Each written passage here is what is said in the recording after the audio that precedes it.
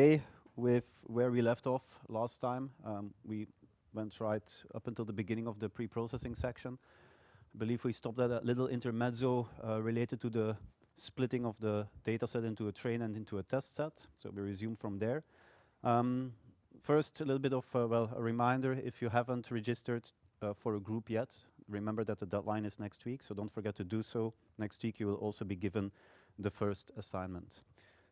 Before I start every theory session, I like to give like a quick update on some things that happened in the space of AI in the past week. So this week, that's the first time that we do that.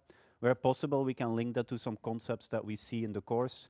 Although nowadays, obviously, we will have to wait a little bit before we have spoken about deep learning to make most of these links, given that most of the AI space currently is in the space of, or AI developments, or in the space of deep learning and large language models.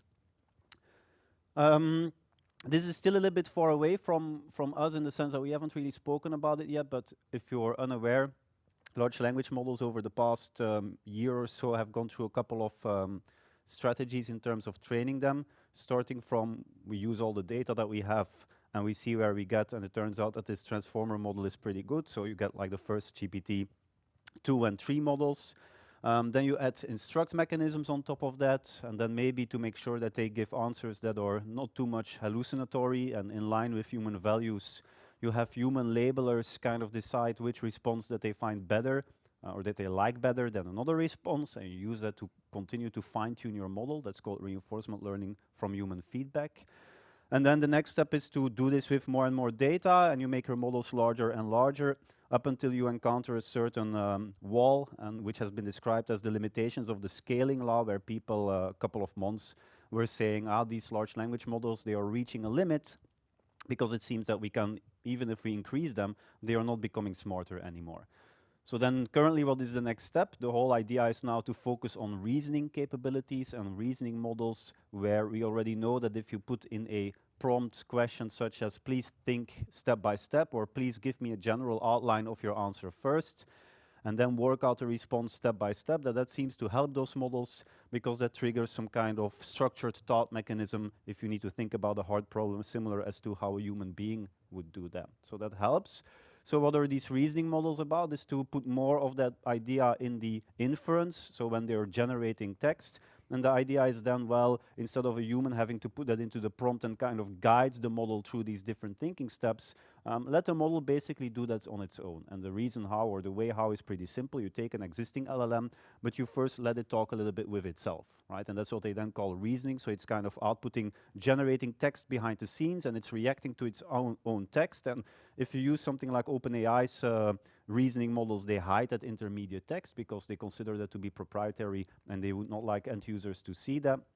If you use something like DeepSeek on your own machine or use the internet version, then you can actually see it conversing or reasoning, if you will, with itself, including like funny statements such as, the user wants me to do this, but I'm unsure. Did they mean this or do they mean this? Wait, maybe I should not make it too complicated. Let's keep it simple. And then from there, they produce their final results. So they basically first generate their own chain of thought prompt to put on top of the prompt that the user has given, and that's then the reasoning, and then from there, they then generate their final output. Okay, that's where we are currently at. What are current pieces of research then focusing on?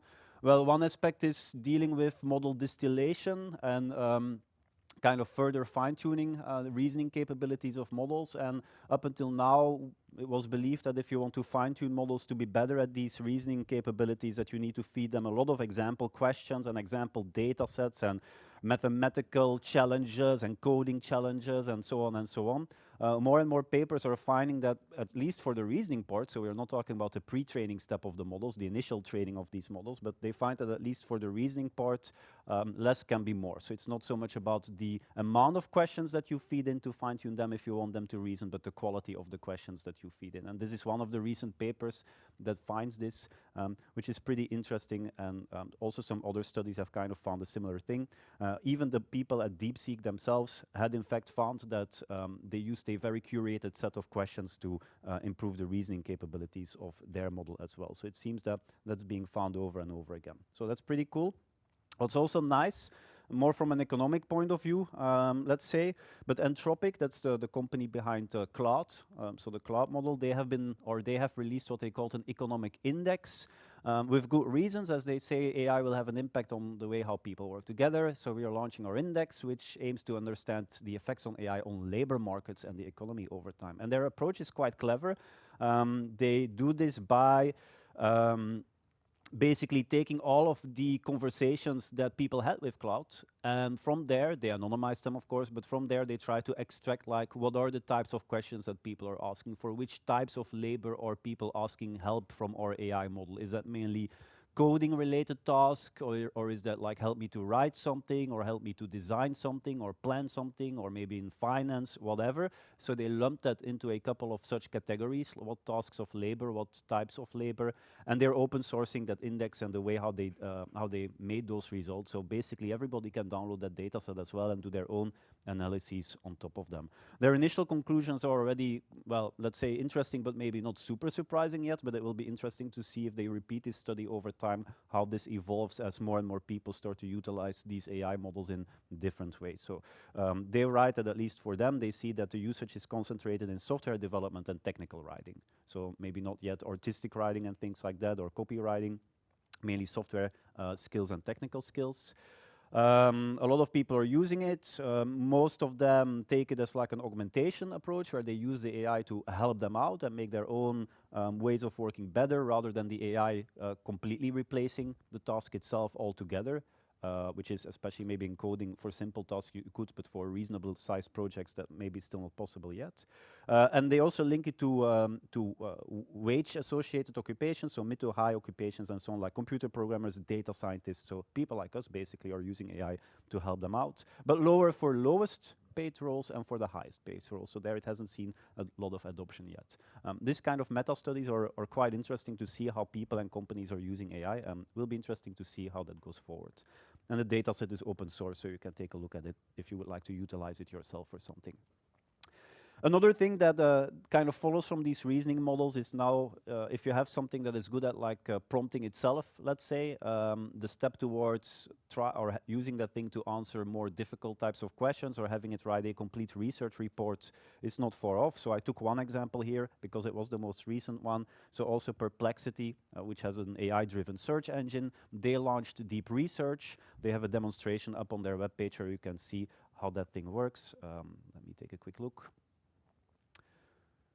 So that's this thing, and they have an animation here. So you basically ask your research question, and the thing makes, whoops, you can't see that, sorry.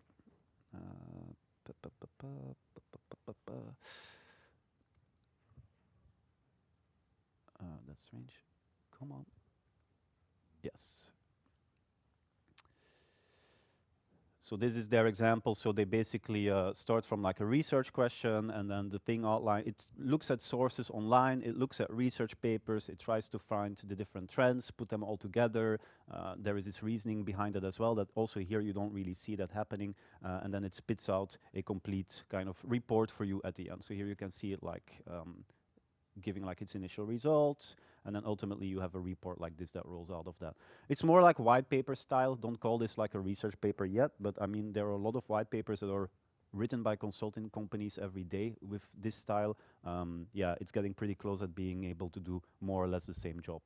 The reason why I mention it is not to kind of spur you along that you have to use it. I mean, if you want to be my guest, that's not the issue. But also to kind of show the focus of companies these days, because also OpenAI has published kind of a similar reasoning model for research.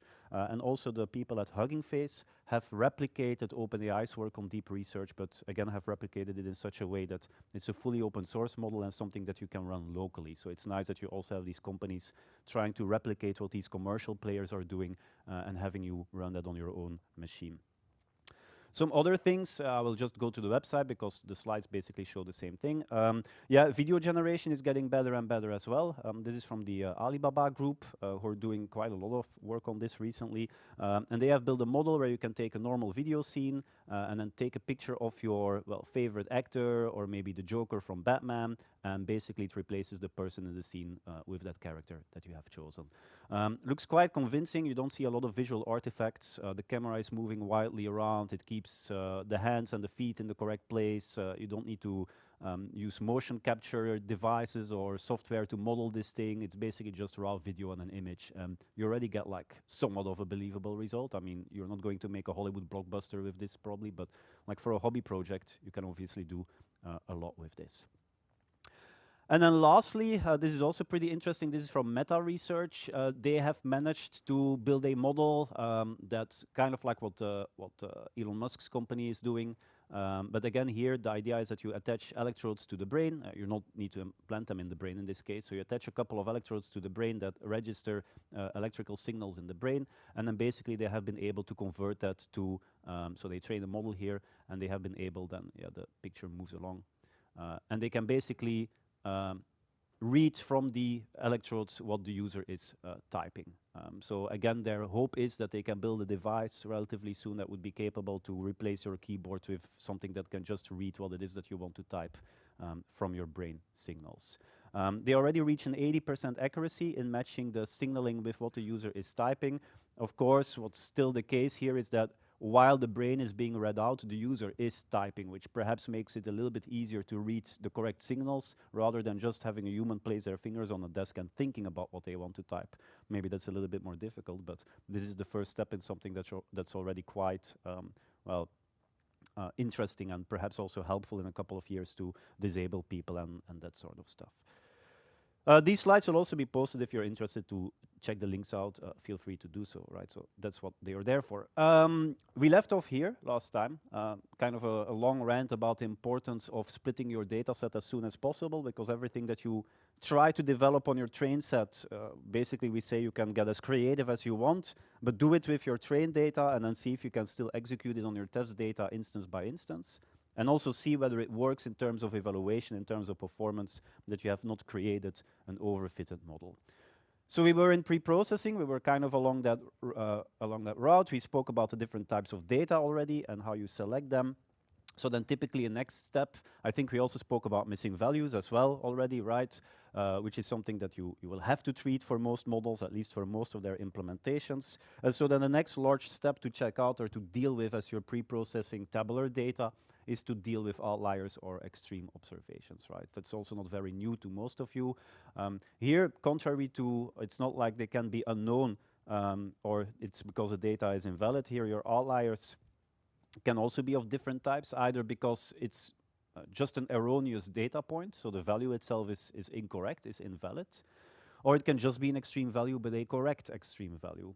And why do we need to treat them, or why do we need to deal with those? Is because depending on the predictive technique that you will end up using, or even unsupervised technique later on, some of them are sensitive to outliers, others are not. So here it depends a little bit. You need already to think a little bit ahead of the technique that you plan to utilize in terms of whether you will have to deal them in the first place or not. Also, what you can use to detect them is you make histograms, or you make box plots, or you calculate z-scores, or that sort of thing. Sometimes the detection of extreme values is the whole analytics task in itself. But then typically we will call it something like novelty detection or anomaly detection. And there typically we will also switch from techniques which are basically univariate, like these simple histograms and stuff like that, to techniques that are more complicated and multivariate, like isolation forests, as we will see later on, right? So for now, typically as part of a pre-processing step, the detection techniques are themselves rather simplistic in the sense that they are variable by variable. How to treat them? If they're invalid, you just consider them as missing values, and then you go back a couple of slides to see how you treat those. If they're valid outliers, then it depends on the technique. Either you keep them, or you truncate them, or you convert the continuous value that you have to a categorical one. That's also a possibility. So here a couple of box plot, violin plots, right? This is the truncation. Typically there is that you truncate them to be 3 standard deviations around the mean of the variable that you're looking at. Again, that's not so very new. Here you already see a couple of examples of something that we'll see later. This is more related to outlier detection or novelty detection. You can already see here it's not based on one variable as with a histogram, but already 2 variables come into play here. And basically there are like techniques such as a one-class SVM that you could utilize, but we will focus later mainly on isolation forests and local outlier factors. If you look at their decision boundaries, so everything behind the black line, they consider to be, or all the orange points, I should say, they consider to be outliers. Local outlier factor does not really give a decision boundary, so hence why the points are just colored orange. If you look at kind of what sounds realistic to us, just looking at this 2D toy data set, you can kind of see that the last two columns here tend to do or seem to do a pretty good job, whereas this is more a statistical technique. Yeah, it draws an ellipsoid, but probably data sets are, if you look at anomaly detection or faults or fraud, probably you need a technique which is a bit more complicated than just drawing a circle around some port in your data set, so hence why these two leather ones will be more appropriate for us in that setting. As part of pre-processing, typically not. There it's fine to stick to the simple detection techniques like a box plot or like looking at your standard deviation and treating your data accordingly there. Duplicate rows can also appear depending on what you're looking at. If you're looking at a data set of transactions, for instance, these can also be valid. It might be that depending on the variables or features that you have, that there were two transactions with exactly the same amount between the exact two same parties at exactly the same time even, right? And then they're just there. It doesn't make a lot of sense to remove them. If they're invalid, if it's because of some, typically that appears due to how you merge your data sources together. So if you end up with invalid duplicate rows, then of course you do need to make sure that those are treated and removed as well. Another step here in the pre-processing, which depends a bit on the technique that you will utilize, is applying transformations to rescale your variables to work all on the same scale, typically, so between -1 and 1 is quite common, or to standardize them so that they have a mean of 0, right, and a standard deviation of 1. Why is that necessary? Well, typically for techniques that assume some Gaussianly distributed data, so typically your support vector machines, your regression models, things that use distances. Of course, if one variable it works on a completely different scale than another variable, it makes sense that you rescale your features first, otherwise income is going to have a way heavier influence on your clustering solution than something like age, because age is between 0 and 100 and income is between 0 and millions, right? So rescaling them tends to be a good idea of working with those kinds of models or techniques. For others, you don't need to do it at all. If you use decision tree-based techniques, for instance, then you don't need to treat outliers, first of all, and secondly, you also don't need to concern yourself a lot with rescaling your variables. So that's why everybody likes decision tree-based ensemble so much, and we'll look at the three biggest ones maybe next week or the week afterwards, is because they make very little assumptions in terms of what you need to do in terms of treating your data. The odd one out here, and we'll repeat that if we come back to deep learning, but for neural networks, based on the way how they calculate their activation values in each of the layers, it also makes a lot of sense to scale your input features as well. There it will even make a lot of sense that we will rescale the intermediate outputs after every layer in that network as well, with things such as layer normalization or batch normalization. We'll come to that. But at least your input features should be scaled. -1 to 1 or using like the normal distribution as you see here, that's fine, but all have them behave on kind of the same scale and preferably with their center at 0, right? The reason why for neural networks it's necessary, again, we'll come back to that later, but it performs gradient updates by taking partial derivatives. If your activation values already start to blow up because you have features working on different scales, that will hamper the learning when calculating the gradient of your loss function. So that's also why for those you need to do it. It's a very commonly made mistake. People remember it if they're working with simple neural networks like an MLP, and then they go a step further and they start playing with images, for instance, and then they think or they tend to believe that images or those networks are in some way more special or complicated or deeper, and I will probably not have to scale my features anymore, but you still do, right? So for neural networks, that's also kind of a crucial step not to forget about. This is the rescaling between 0 and 1 or between -1 and 1. Of course, there the formula is simple as well. What else can we do? Things such as, and here there is like no rule or heavy rule of thumbs for this, but like things you can do is you can categorize. So you can convert something that was continuous to begin with to something which is a nominal or a categorical variable. That's called classing or binning or grouping or coarse classification. So binning meaning you group ranges into categories. One way that we already just mentioned is this can be useful to treat your outliers. Sometimes the way how the bins are set is driven by domain knowledge, because maybe your marketing department already likes to think about their customer base in terms of age brackets. We have the 18-year-olds to the 24-year-olds, and then 25 to maybe 32, for reasons that they have come up with, and then you can apply the binning likewise. That might make the explanation of a model afterwards easier if you already use the same categories as they do. Otherwise, you can go for either equal width binning versus equal frequency binning. Equal frequency, then all of your categories have kind of have the same amount of instances in them. With equal width, all of your bins have an equal width. One thing to keep a little bit in mind here is obviously if you would treat or apply this to treat your outliers, and you would apply like an equal interval binning approach, then you will still end up with categories with levels that have very few cases, right? So what you might want to do as an additional step, or with any categorical variable that you already had to begin with, is to further reduce their number of levels. So you have a categorical value with a large amount of nominal levels, and you decide to group some of them together. Two reasons why you typically do that is because you have levels in there that have very few values to begin with, right? So then it's also a good idea to just all lump those together into a remainder category, or an unknown or a rest category. Or you might have a categorical value that simply has a lot of levels to begin with, right?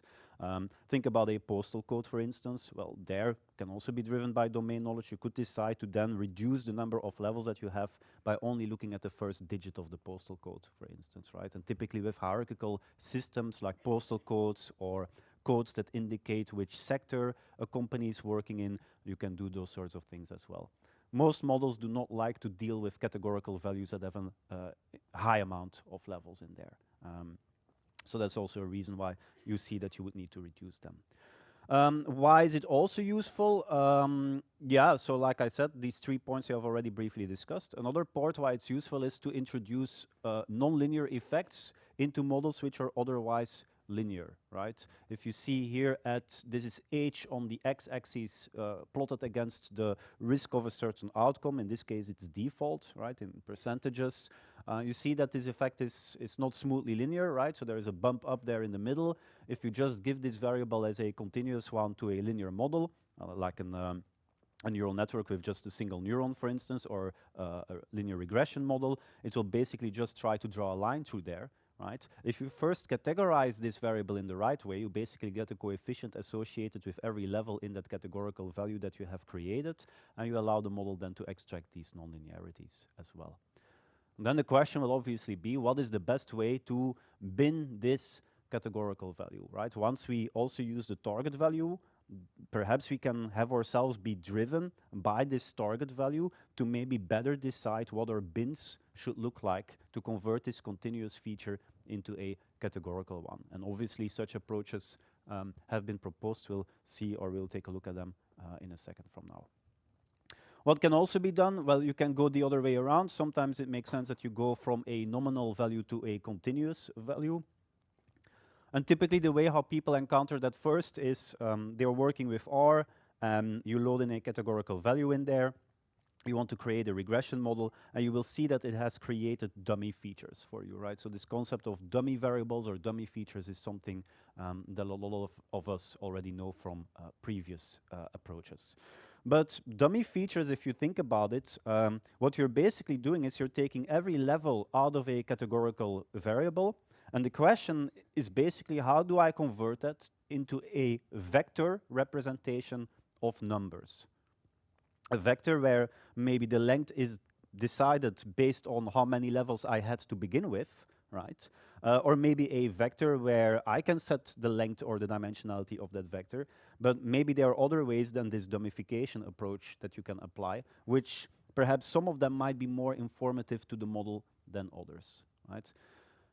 Another way that you could go for, which is less appealing, obviously, but this is kind of the basic way how you could convert a categorical variable with a number of levels to a vector representation, is to apply something what you could simply call integer encoding, right? So you say, well, I have a categorical value called account activity, and it has 3 levels, high, medium, and low, and I'm going to convert that into a single continuous value in this case. So my vector that I'm converting every level into is just a scalar, basically, or a vector with just a single number. And based on the level that I observe, I just give it 1, 2, 3, and so on.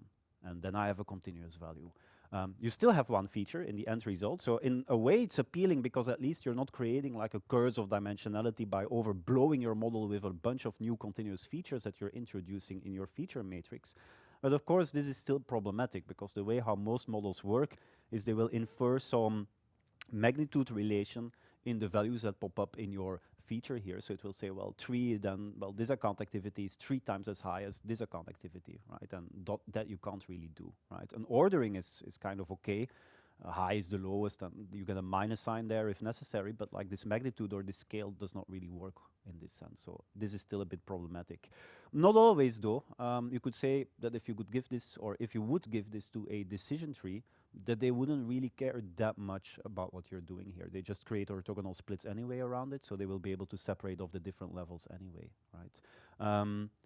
The one thing, even for a decision tree, if you really want to get pedantic about it, is if you use a dummified encoding, for instance, so if every level really corresponds to its own position in this feature vector that you have created, that to split off a single level you only need one split, because you're basically asking, is this feature column then higher than 0.5, yes or no? And if it is, then you know the level. Versus here, if you want to take medium out of here, you would first have to ask, is the account activity higher than 1, and then is it lower than 3? So you need 2 splits there. But for most decision tree algorithms, it's not that they would completely crash, unless, again, maybe you have a lot of levels in there, and so your number scale is a bit wider. But that's why you still need to be a little bit careful about this. This is the one hot encoding approach. You know this, right? So here we are converting our 3 levels into 3 features, so that's kind of the other extreme. Rather than trying to dump everything in one continuous feature, here now we create a continuous feature for each level that we had. So we create a feature vector here with length 3 because we had 3 levels to begin with. So you have 3 columns in there, one to indicate was the account activity high, medium, or low. And depending on which one it was, you set that column to 1, and the other ones you set to 0, right? Very often, this is called one hot encoding. That's fine. So what you do is you had an original account activity feature, and you convert that to high, medium, low. So if your original one was high, this is a 1 and 0, low, 0, 0, 1, medium, and so on. And then you will be typically, this is the standard one hot encoding. And then typically software libraries will give you the option in Python and neural network land. They will not do that by default very often. In statistics land, you will have been told that you have to do that for some reason. And they will tell you, well, now you have to drop one of these columns. So actually you reduce your feature vector by 1 level. So your final number of features that you create is number of levels minus 1. Why do you do that? Yeah? Yeah, to not create multicollinearity. And why is that important not to create that?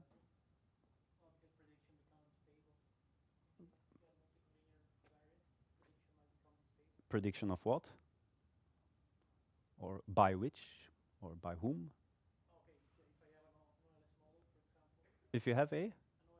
Exactly, yeah. So for some models, they cannot handle collinearities, and then you need to remove it. For other models, like a decision tree doesn't care, a neural network doesn't care, so then you might just as well leave them in, then it doesn't matter. Yes, you have a redundant feature, but for more complex models, we don't really care. But if you work with standard or OLS-based regression models, they will complain about that. They will complain depending on which technique that you use to estimate them, also a little bit, but most of them will complain. It is a redundant feature because obviously if you see that it was not high and it was not medium, then it follows by definition that it must have been low, right? So in that sense, you can indeed drop one of the features because it is redundant, but it's not that for every model having redundant features is such an issue, right? Models like tree-based ensembles can deal with collinearities well. The only reason might become cumbersome again if you try to explain those models later on, but we'll again come to that when we talk about interpretability techniques, but you can already keep that in mind. Nevertheless, if we do this, we have these 2 extremes. On the one hand, we had this integer coding approach, which is not really viable, but at least it has the nice property that we go from one kind of feature to one continuous feature, so it's very compact, right? This is very sparse. Here you're creating as many features as you had levels, basically, and we are not really using this high-dimensional space that we have created. Well, you could argue that we are not using it very efficiently, right? We are just sticking every level in one corner of this high-dimensional space that we have built, right? But perhaps there are more compact ways where you don't need to have so many levels as you have categorical or so many features as you had levels. Again, let's say I start from postal code, and I would like to convert it into a continuous feature, but I don't want to have as many continuous features as I had postal codes, and I just want to squeeze it into 4 continuous features, right? Then I will have to find a way to handle that translation, or to handle that, as we will then typically call it, that representation. And that's what the whole idea of representation learning basically tries to tell us. Representational learning is nothing else than how can I represent any sort of concept, which is basically some categorical thing, level, item that you start with, and how can I learn to represent that into a constrained vector space, right? And here we're doing that as part of a pre-processing step, but for many models internally, what they're trying to do is they're also trying to find a transformation that leads to a good representation in some internal dimensional space, which then makes it easy for the last step to make a linear separation in that space that corresponds to your positive and your negative class, for instance. So that's why people say that a lot of learning is about finding representations. It's about learning how do I position a thing that I start from, a categorical level, or something with 100 features, or an item, or a bunch of text, or an image, or whatever. How can I learn to represent that numerically into an n-dimensional space? And then depending on what you want to do with that n-dimensional space, and typically for supervised learning it will be you want to cut a decision boundary through there, that will of course guide what makes the quality of your representation better or smaller. It's also the reason why we say that a lot of learning boils down to compression as well, because you start from something which typically is very informative, very dense, you have a lot of features, right? But you try to compress that down into this, what will typically be lower dimensional space. Again, that's still a little bit early, but we will repeat those points and hopefully you will go, aha, actually now I start to understand what this is about. For now, keep in mind that this dummy-based encoding is only one way how you could decide to encode, right? This would be another approach where you say, well, I know that integer encoding is not perfect, but this would also work, right? That you apply some sort of binary encoding, that you start with the numeric integer encoding, and then you see, okay, how many levels do I have? How many binary digits would I need to then encode these levels in there? And that will typically be less than what the one-hot encoding would give you, right? So here we need 2 columns, because to represent the numbers 1, 2, 3, you need 2 binary digits, which is already 1 less than the pure one-hot encoding than we already had there. So this is less compact than dummy variables. Again, you create a strange structure in this representation that typical linear models would not be so good dealing with. But for a decision tree, this is already not very challenging either, right? But you have not created as much a curse of dimensionality by having as many continuous features as you had levels to begin with. What are other ideas that we could apply, right? Like I said, if you have some hierarchical system in your categorical, like a postal code or a NATSE code, that's the code that we use to categorize companies into activities. So pharmaceuticals are one type, and agriculture is one type, and then you have a lot of sub-levels in there that exactly specify what your company is doing. Maybe I don't need all these sub-levels, I can just look at the 2 first digits, and then you have already reduced your number of levels, similar as what we did with postal codes.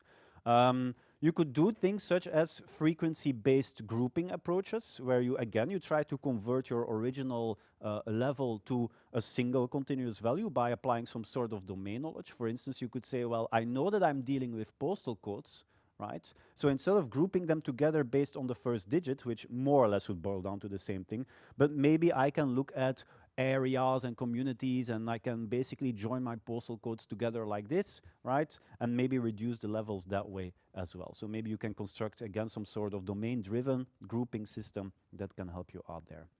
What you could also do is you could say, well, in my data set, what I will do instead, I don't like the fact that I have so many levels in there, like Ghent and Leuven and Brussels and all these sub-postal codes.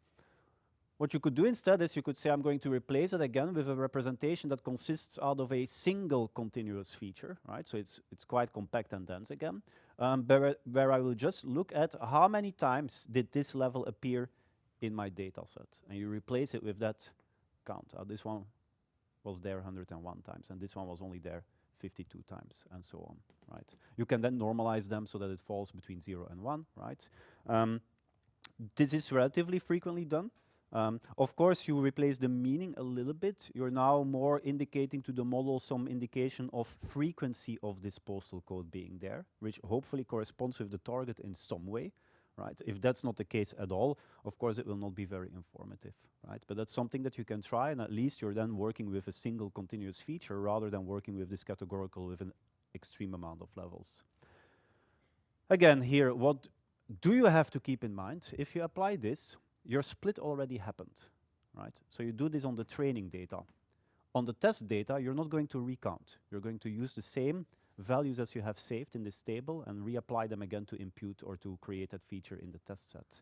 What happens in the test set if there is a postal code that you did not see in the train set? Well, in any case, that will be a problem. For any categorical value, if there would be a level that you did not see in the train data, you would also have to deal with that, right? Your model will spit out an error and it will say, suddenly here, you have a level that I did not encounter during training, so I don't know how to deal with that. So that's basically a separate question altogether, right? And for that, you can basically say, well, then maybe bring it or convert it to the nearest postal code that I did see in my training data, for instance. Or since you're counting, well, maybe you could impute it with a 0, indicating that I did not see this one at all in my training data, right? Which one would work best is something that you would have to try out. There are other approaches as well that we can apply, so let's take a look at some other ideas. This is odds-based grouping, which is simple, so but again, it kind of indicates what the idea is there. And again, here the sense of, well, let us use the target in some way to determine what the best structure for these for that grouping is that we do. Like you want to merge postal codes together, you can remove the last digits, but is that really the best thing to do given that you have a certain binary target that you want to predict? Maybe there are groupings that make more sense, for instance, taking a municipality at the north side of Brussels and then merging that with something that's already outside of Brussels on top of it, rather than just merging Brussels together altogether. So let's take a look at the target behavior. In this case, we assume binary classification, as we do in a lot of cases. And let's this maybe have or give us an idea in terms of how we should perform the grouping here. So this is quite simple. Again, you have a categorical data set called purpose in here. So this is about people taking out loans, and they can be good customers or they can be bad customers. So we have a binary target at the end of it. And I have the different levels. So the purpose is either car or cash or travel or study or house. And then I just take a look at the number of goods that I had in my data set, and again, using the training data only. And I take a look at the number of bad cases that I had in my training set, and I divide one by the other, and then I get some sort of odds ratio. And then it's hopefully already clear that just at first sight, if you say, well, I have 10 different purposes there, and I just want to reduce them to 3, that it makes more sense that you take purposes together that have a similar odds ratio and put them in the same group than taking 2 purposes together that have a completely different odds ratio, right? So that's the idea there, that this can then inform your grouping. Now, if you really want to quantify that a bit further, you can run a chi-square test on that. So let's say you have a couple of groups here again. Now it's about which kind of homeowners or types of people are these. Are they homeowners, or they rent in 2 types, or their parents, or other, or they didn't answer? Again, you construct these odds ratios like we did before, and then you're wondering about 2 different ways how to construct your final groups. In both cases, you're creating 3 groups, but you're kind of wondering how to construct, or which 3 groups to create out of this. You have decided in any case to keep the owners as their own group, which does make sense because they have such a higher odds ratio than all of the others, but you're kind of wondering about what you should do with the others there. Well, what you can do is you can put the frequencies for your first option. So your first option would mean that you create these 3 groups, right, into a table again, and from there you can calculate the independent frequencies, so the number of good owners that you would have given that the odds would be the same in the whole population. So you're looking at good, you're looking at owners, right? So you take this column, 6,300, you divide it by 10,000, times you take the row total, 9,000 of goods, right? So you have owners and goods, you take the total column here, you also divide it times 10,000, and you replace this cell with the value that you have calculated. You impute all of your cells like this. Of course, your total row and column will stay the same. And then you can calculate the chi-square distance. So you take 6,000 minus 5,670, you square that divided by the new value that you have created, and you do that for everything else. So 300, you do that for 1950, you do that for 540, 1050, 160, and you get a value, right? Some chi-square distance. That's for group 1. And then you do the same thing for option 2. The tables are not repeated. You can draw them yourself if you want to work out the answer, but you can see the numbers that you need to expect to get there, and you can get a, or you do get a second value of there. Because we're both working with 2 options that have 3 levels, we don't need to do anything that special. We have the same degrees of freedom in there, so then we can basically just say that option 2 is better because the chi-squared value is higher. It's a bit of a mess to do that, so it's not done that often anymore because there is also a system which is a bit more elegant and appealing that can do it better. And that more elegant and appealing system is called weights of evidence encoding. So that's kind of a similar or an alternative strategy for doing the same thing as we have just described. So how does that work? Weights of evidence encoding calculates the following formula. It takes a natural logarithm, right, which is in there just to make it higher than 0 or lower than 0, but it's basically about this ratio, PC1 in the category and PC2 in the category. So we have 2 classes, good and bad, C1 and C2. Number of instances with class 1 in the category divided by the number of instances that have class 1 as a total, and same here, number of instances of class 2 in the category divided by the number of instances in class 2, the total, right? And the category is the level of the categorical value. So you calculate this WOE value for every category, for every level that you have in your categorical value that you wanted to convert in the first place. And then because we take this natural logarithm, so normally this would be something, this ratio that's either higher than 1 or lower than 1, but we don't really like that. We want to have something which is higher than 0 or lower than 0. So to rescale that, we clamp a natural logarithm around that. So basically, if this value, if the numerator is higher than the denominator, then your weights of evidence encoded value will be higher than 0, and otherwise it will be lower than 0. And because of the way how we constructed this, because we're looking at the classes, this has a monotonic relationship with the target variable that you have. Okay, let's take a look. What does this mean, right? So again, we have a categorical value that has, according to us, way too many levels. So we don't really like that. And the idea of weights of evidence encoding is not that we, and that's an important difference compared to this odds-based grouping that we did here. Here we're still talking again about let's reduce the number of levels that we have, right? But if your question in the first place was, I need to convert it to a continuous representation, you would still then have to take these reduced number of levels and still decide upon an encoding mechanism, like dummification or something like that, right? So this is basically a way to reduce your number of levels. You would still have to pick the representation that follows afterwards.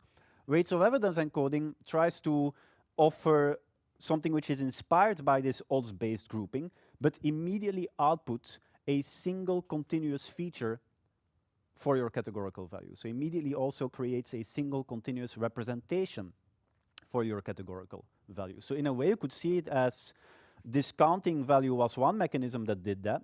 Weights of evidence encoding will also give me a single continuous value for all of my original levels. So you can use both, and you can use different ones. You don't need to necessarily pick just one. You could experiment with creating multiple such representations. So also weights of evidence encoding is one such technique that creates a single scalar representation for each level, and hence also for your categorical as a whole.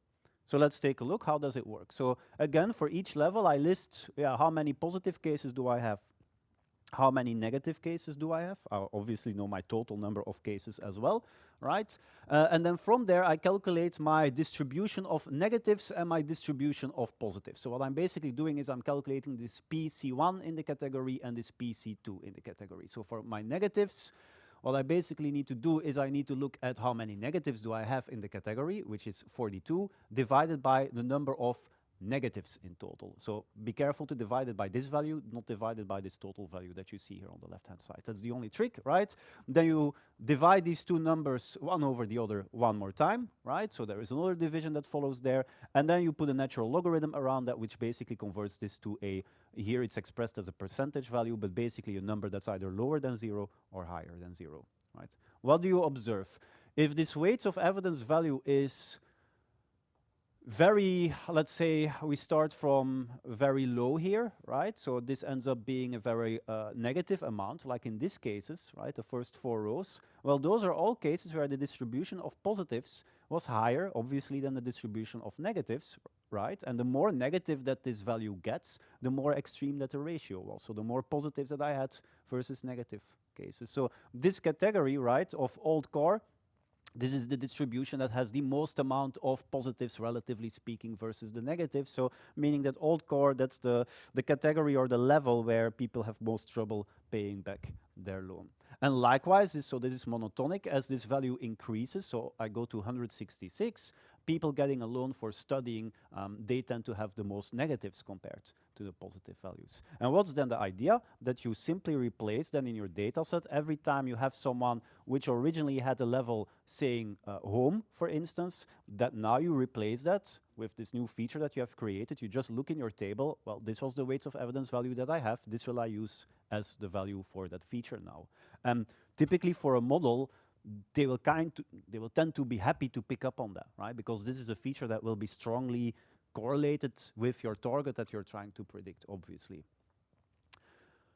Now, again, here, since we're using information from the target, right, it's especially crucial, but it's actually always crucial.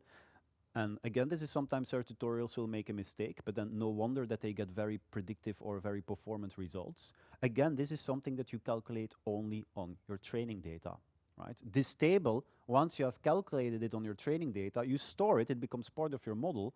Tomorrow, if you have a new case and it tells you the goal is furniture, then you just replace that with the same value that you have calculated as you had calculated it on your training data, right? You do not recalculate it all the time on the fly, because with a single instance, you would also not be able to do so, right? It's only when we are given a complete data set as a whole that we can kind of trick ourselves that this is something we can do before we split. But then in your test set, you're already using information to kind of train your model that comes from the test set that you don't really know about, right? So also this you do on your trained data only. Another thing that you can then do with this table is calculate the information value, and that's simply the sum of the differences between these negatives minus the positives times the weights of evidence value. So because the way how weights of evidence is constructed, all the things we sum here will be positive, right? Because here we take something which is small minus something which is large, so that becomes negative, but then this is negative, so the multiplication becomes positive. So all of these things are positive, we sum them all together, and then you get a certain value, which we call the information value. And what that can be used for is this can tell you something about how important is this complete categorical value purpose now as a whole. Right? Maybe this is something that we don't even need to keep around. And here a rule of thumb is that from the moment this information value drops below 0.1, it's basically an uninformative feature. But again, in a univariate sense, right? There might be interaction effects that this thing is not picking up on, but if you do need to drop features and you want to utilize something that can help you decide upon doing so, then information value is one of the ways that you can use to screen the helpfulness, let's say, of categorical variables. And then if we come back to our earlier idea of, let's say we have a continuous feature, but I didn't like it so much because I had this nonlinear effect in there. So I'm thinking about how I should create my bins in a way which is as optimal as possible. Well, now you basically have something that can guide us there, right? The only thing now as a user I need to specify is I would like to create 1, 2, 3, 4, 5 groups, right?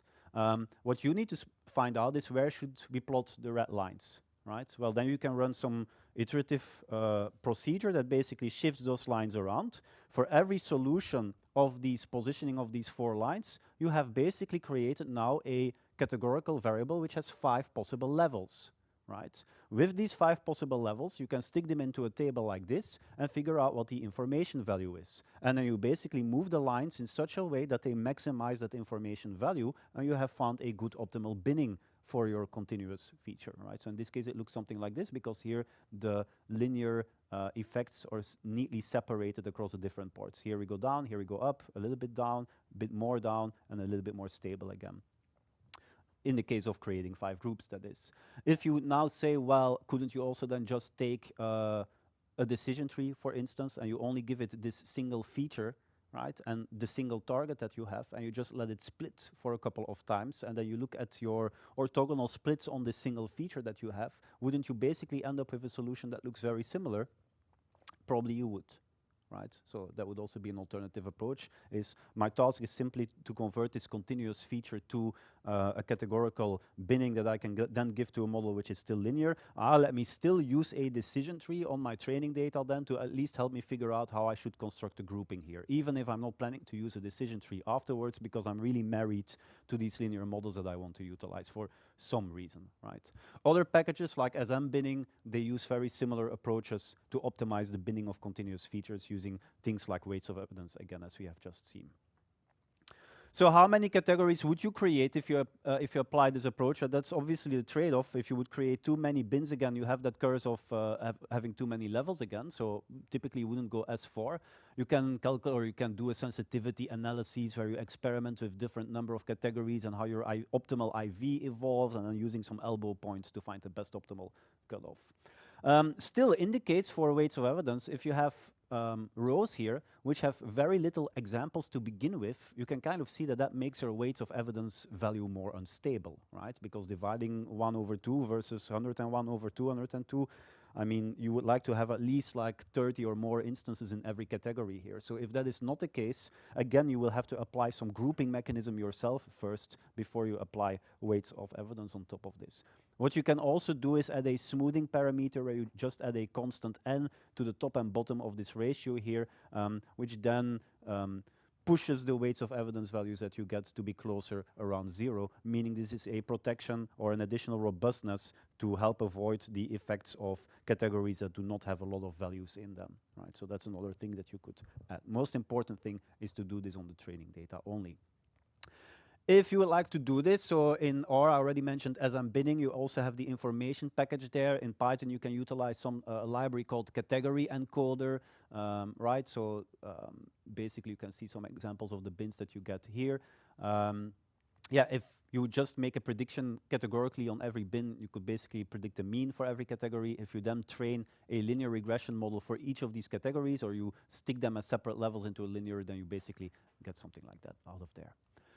Other ideas, I already mentioned the idea of building a single decision tree. What else could you do? You could do a one-dimensional k-means clustering on the variable that you have, on the continuous variable, and then you still need to decide upon your number of clusters, but once you have them, you basically also have your groups, because you could do basically then, say I have a variable and these are the values, and if I apply k-means on this, obviously one centroid will be here, another centroid will be here, another centroid will be here. You can look at the midpoint between every center, and that basically gives you your groupings, right? In the case of one-dimensional clustering, k-means actually gives you the optimal result. In higher dimensions, that's not necessarily the case, but for the one-dimensional case, you're pretty lucky. What is the drawback by doing this? Well, drawback, this is again purely driven by the information in the feature itself. You're not correlating that to the target in any way, right? Which weights of evidence at least did for us. So that's why this is perhaps a little bit less common.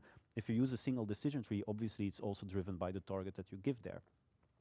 What you can also take a look at, and this is not so much as, well, this just goes to show these are the main commonly used techniques, but you actually have way more ideas that people have proposed in terms of how do you deal categorical values with a high amount of levels. And that's, for instance, what this package tries to do, right? So we have already seen binary encoding, right? So that's one which is in there. I think we have seen, this is the counting one. No, this is not the counting one. The count encoder is the counting one. So that one we have also seen. That was the example of the postal code. Leave one out. That's the one that that you know. That's like one hot, but you kick one out. But there are others in there as well, like quantile encoding, Helmert encoding, hashing-based encodings using CatBoost, which is a predictive tree-based ensemble model, but using that as an encoder, which is kind of the same idea as using a single decision tree, but now you use a tree ensemble. And also your friend weights of evidence that we have just seen is also just implemented in there. So by no means implement all of this stuff yourself, but the idea is that you do know, I have a categorical value and it has 500 levels, I can't use it. That's not really the case, right? It probably is a very informative feature that you should use in some way. The goal is then, how can I convert this into a good numerical representation that is not too high dimensional? Yes. So in that overview, you also saw the hashing trick, a bit of a strange trick. I'm not really recommending to utilize it all the time out of the box without trying anything else. But again, it gives an illustration of how something that maybe appears a little bit counterintuitive can still end up to be quite informative or helpful for a lot of models that we utilize. So it's also used for categoricals that have many levels, and even if you expect that new levels might occur in new instances, which is something that most encoding strategies do not account for. So this is what makes this appeal or this approach pretty appealing in a sense as well.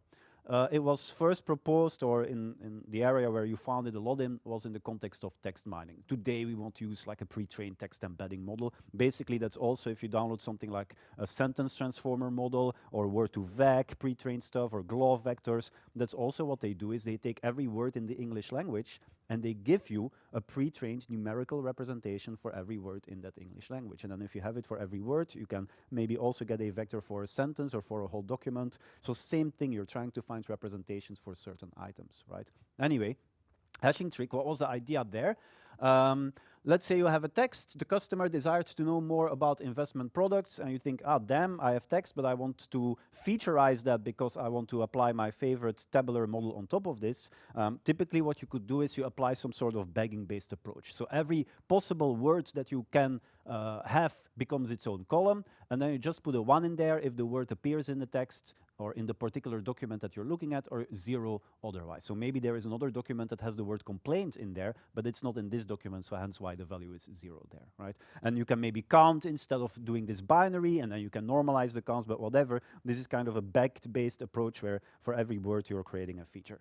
Typically, then, oh damn, I have way too many words. Let me remove the stop words and let me apply some kind of stemming to reduce the number of features that you have there. But in any case, you will end up with a numerical representation, so that you already have, right? But a numerical representation which is very high dimensional still for every document, right? And in this case, especially not dense at all, right? Because most of these things will be a 0 even. It's a bit hard to see, but this list goes way on longer, and only a couple of these features will be 1 for every document that you have. So hash encoding then says, well, let us apply a trick here to kind of squeeze down this dimensionality. Right, so again, in that sense, dimensionality reduction is also just about finding a good representation, right? In the case of dimensionality reduction, like something like PCA, it is about finding a good representation in a lower dimensional space, which nevertheless retains as much of the variance that you had in the higher dimensional space in that lower dimensional space, right? But that's just one sort of steering that learning or that construction of that representation. The hashing trick relies on something else, and it makes use of a hash function. And a hash function is something that normally gets utilized for storing passwords and stuff like that. The idea of a hash function is you give it an input coming from an infinitely sized domain, typically, and it maps that input into an output value, which is part of a finite domain, right? In such a way that, and this is especially important for passwords, that if I give you the output of that function, it is extremely hard for you to guess what the input of that function was, right? So it's not because I give you the hashed password that you know my original password. So I store the hash. Later, if you want to log on, I apply the same hash function. I compare if the two values are the same, and then I know it's you. But using the hash only, I can't really know what you decided your password was. For us, well, that's maybe less important in the way how we utilize it here. It has other properties as well. Of course, if you want to make this function hard to reverse engineer, if you give it two inputs which are pretty close to one another in the input space, for instance, the numbers 5 and 6, a good hash function should map them in such a way that they're still very far apart in the output space, right? Otherwise, I could also derive from that some sort of structure that would allow me to reverse engineer this function, right? And finally, and all three of them are a little bit associated with one another, I would like to avoid collisions as much as possible, right? My input space is infinitely sized, so I can't avoid them all together, meaning that my hash function should be able to quite uniformly distribute the outputs that it creates over the possible range of outputs that are there, right? It should not put everything in just the number 0 and never use the other 38 possible outputs. It should kind of spread out across the output space in a way that looks completely random, uniformly random, to an outside observer. What can I do then? Well, I first apply this hashing function to every original word that I had in my original text, right? So I'm basically mapping something which is almost infinite in the sense that you have a lot of numbers of words. You have 20,000 possible words that can appear, but I'm using this hash function to map each of these words to an output which is mapped in that finitely sized output domain, right? And typical hashing functions, or there exist hashing functions that allow you to choose how large that output domain should then be. So if I say I only want 38 possible values from 0 to 38, so 39 total possible values, I can indicate that, and then for every word, my hash function will convert that to the number 4, 2, 37, but never 42, right? Never higher than 38. And then instead of using a feature for each original word, I can now use a feature for each value in that output domain of the hash function. And I use that instead to then represent my document. And again, I can then do that binary, or I could count or use normalized counts, but I do end up with a dimensional representation that is way less in terms of number of dimensions that I need. It's still a bit sparse, especially if you still binary encode in this way, but it's already much better because you have way less dimensions that you need to work with, way less features that your model needs to utilize. And this works, right? It doesn't work for a human observer. If you want to go back from this to the original text, you can't, right? But the whole idea of a hashing function is that it will try to map out the outputs in a uniform manner so that even two texts that are quite similar, they will still end up looking different enough to the model, right? Or two words that are quite similar. And even tomorrow, if you have a new word that appears in one of your texts, you can just apply the same hashing function there. This has been utilized, even has been utilized on other categorical values. It doesn't need to be words. You could also do this on categorical values that have a high amount of levels. But this also begets the question of, well, you're kind of, again, it boils down to you're trying to learn a good representation here, so aren't there smarter approaches? And that's something when we talk more about representational learning we will revisit, but that's the whole idea of what embeddings try to do. An embedding tries to utilize a model-driven approach that learns on its own, given something that comes from a very high-dimensional domain, something with an incredible amount of words, for instance, or something with an incredible amount of categorical levels, which, okay, you do need to feed that into a model as something, as a continuous feature vector. So your first step would then be, let's one-hot encode it, but you start with something that's very high-dimensional and very sparse, because only one of the values is equal to 1, and the others is equal to 0, but then let the model learn itself a transformation to convert that high-dimensional sparse thing into something that is lower dimensional and denser. And that is what it means when people say we embed something. So when we create word embeddings, we start with a one-hot representation for every word that we had in our data set, and we try to embed them into a space which is lower dimensional, right? And then depending on what your downstream task is, and that's the power of using a neural network, that you can stick your end task on top of the network altogether. Maybe you have review scores for every text, and your task is, I would like to predict the score that this text has given me, or whether it was negative or positive, or whatever the customer complained, yes or no, right? Then of course your representations, your embeddings will be created or will be learned in such a way that they optimally drive them this downstream task. But people have also found that if you start by not assuming a certain task altogether, and maybe you just say, well, let's first just try to have the downstream task be predict the next word in the sentence, right? Something where you do not really assume a certain target yet, then you can still create embeddings for every word, which tend to be still quite meaningful to then utilize as a pre-trained thing whenever you encounter some other area in which you want to use the English language for something, without having to do all that work over again. And from there you can already see, this is very early stuff, but how this whole idea of foundation modeling and so on came along, right? It was all about, let's first learn some basic structure by embedding these things in the right way, and then on top of that we can continue to build, right? These embedding things, people also do that for categorical variables, by the way. So there have been a couple of papers that have utilized this. Here is one of them already from a while ago, but one of the very first one that did this. So we will come back to this, but again, I hope now that you kind of see that in terms of representing things, it's not just one-hot encoding that's kind of a potential way there. It's the simplest way, but it's also the most sparse way, obviously. Other things, yeah, we're back in the transformation story, so making logarithms to make your target more well-behaved, and making box-Cox transformations to create more Gaussian-looking distributions. Again, depending on the type of model that you're using, these can be very helpful to check out. Again, for more stronger, complex models like tree-based ensembles, it's not that they tend to care so much about these types of transformations. Interaction features, same. If your model does not discover them automatically, then you have to add them in manually, meaning that you basically create a feature which in some way is a combination of two existing features. Very often that will be a multiplication between the two features, because each feature on its own is not sufficient to predict the target, but the two features in combination suddenly do become predictive in sense of trying to predict a certain target. Again, for linear models, that's quite common, that you need to do this. With a decision tree, it basically hunts for those interaction effects on its own. If you follow the pathways, those basically reveal potential interaction effects that you can have in your data set. Not necessarily interaction effects, but then this is something what an interpretability technique will then tell us. Is there an interaction effect, yes or no? But then we discover it post hoc after training our model, rather than us explicitly implementing it or modeling it ourselves.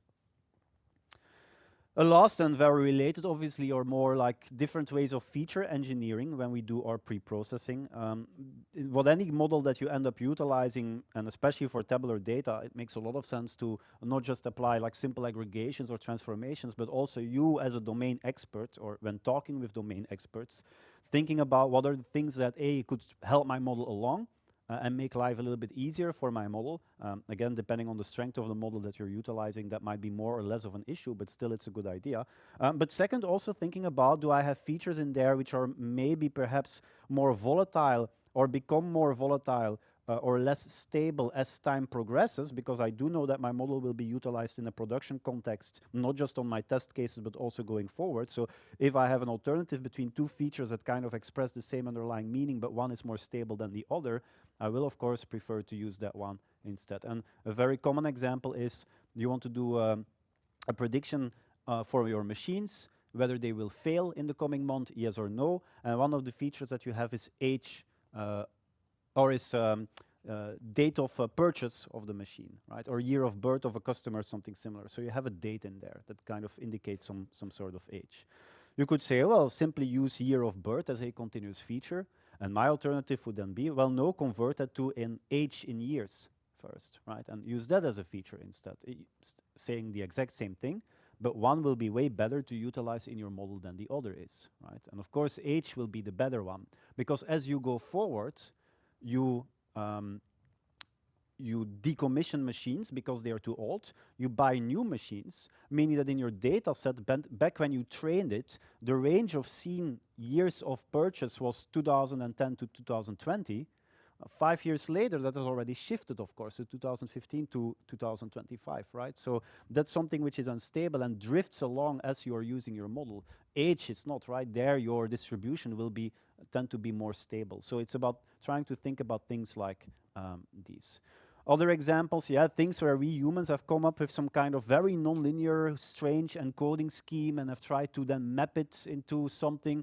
Latitude and longitudes are a classic example of this, where models do not really prefer to work on them directly, because they shift around at a certain point and they're derived from something that looks like a globe, but then we put it into two positions, so it kind of appears two-dimensional, but it's more like globe and 3D oriented in that sense. So way easier, and your model does not know that it's dealing with latitude and longitudes, obviously. It cannot read these headers that you have put in. So way easier is if you have two coordinates, so a pair of latitude and longitude values, and your prediction task could be, is the distance walkable? Just using these 4 raw features will not be a very easy task for many models that you want to use, right? If you know that these are coordinates, you saying, let me create a distance myself, that's something which you can easily calculate. The formula to do so you can readily find on Wikipedia or elsewise, and express it in kilometers. Well, now suddenly you have a feature that is way clearer for your model to indicate or to utilize in your predictive task. Date of birth to age, I already mentioned. So most techniques are relatively dumb in that, right? But still, do think about the relation, correlation, causation, right? Keep that also a bit in mind when creating these things. Something similar here. Sometimes even switching coordinate systems can be something that is helpful. Again, it's a bit of a toy example, right? But again, this data set, very hard to separate the classes, right? Linear models will definitely not be able to do it, but even with a tree ensemble, at least your decision boundary will look quite messy, right? So if you also talk about the regularized or the regularization capability of a model, right? It's sensitivity to in terms of the decision boundary moving around. It will look quite irregular. Versus if you first transform these coordinates into polar coordinates, right, which is an easy transformation, then your decision boundary becomes clear as day, right, and very, very regularized, very smooth. So can also help, good features can also help to create better regularized models, so that do not, or that are less overfitting to particular examples in terms of which output they provide. Also very commonly done is the usage of what is called RFM features, especially in marketing analytics, or when you talk or when you deal with financial transactions or purchases and things like that. Stands for recency, frequency, monetary values. And you have different ways to operationalize those. Just to give a couple of examples, let's say you want to, again, you're doing some sort of churn modeling, and you want to predict whether a customer will leave your shop. You have access to their purchasing patterns over, well, their whole lifetime, basically. You're predicting at the level of a customer, so again, you're thinking about how do I bring this purchase information, what they have bought in my shop, to the level of a customer. Of course, you could do things such as, let me count the number of times that they were in my shop, or let me take the total amount of money that they spent across their whole lifetime, or how many transactions that they had, so the number of times that they passed by. What this framework basically tells you is, yeah, but thinking about the three combinations together, you can create more informative features and maybe not just have a total count of purchases, but maybe have the highest amount of purchase in the last month, right? But also the average in the last month and the average over 2 months back, right? So not just a single shot average or maximum value, but to do that over different time frames, or use recency where you use like varying time decays, right? Maybe money that you spent a year ago is less important than money that you spent yesterday in my shop. And frequency then says, well, the number of visits in my shop, but also distributed over different time frames. Of course, if you think 5 seconds about this, you can come up with this by yourself, and then you could group this even by product or by product category and so on. Basically, what this says is that think about different ways how you can aggregate these transactional pieces of information to the level of the person that made the transaction. This is the recency information. Again, what this basically shows is that instead of just saying like, what was the amount of money that you spent last time in my shop, or which authentication method did you use in this case, right? But also the further away that this is to the today point, right? Well, maybe we should set like a decay factor on top of this to say like, well, if your last purchase in my shop was 1,000 euros, it's still not as important as the 1,000 euros that this other guy made if your 1,000 euros was 3 months ago and the other person's 1,000 euros was 3 days ago, right? So that you kind of shift the values around based on recency information.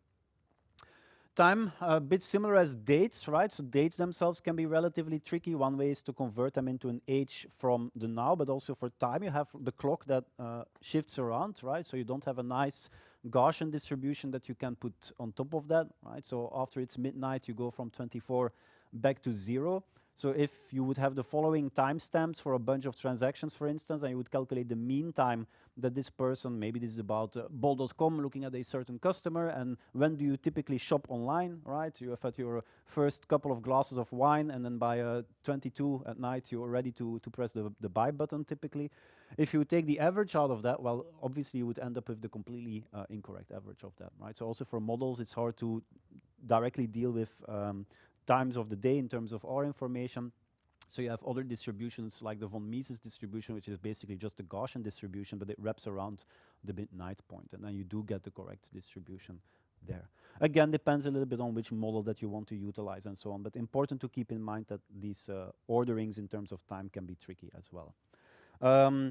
If you work with dates, so be a bit careful when using years, because years never come back, right? So that's the reason why year of birth or year of purchase is not a good idea to utilize, and use a date or use an age rather instead, because years never come back, right? If something was purchased in 2025, well, next year you will never purchase something in 2025 anymore.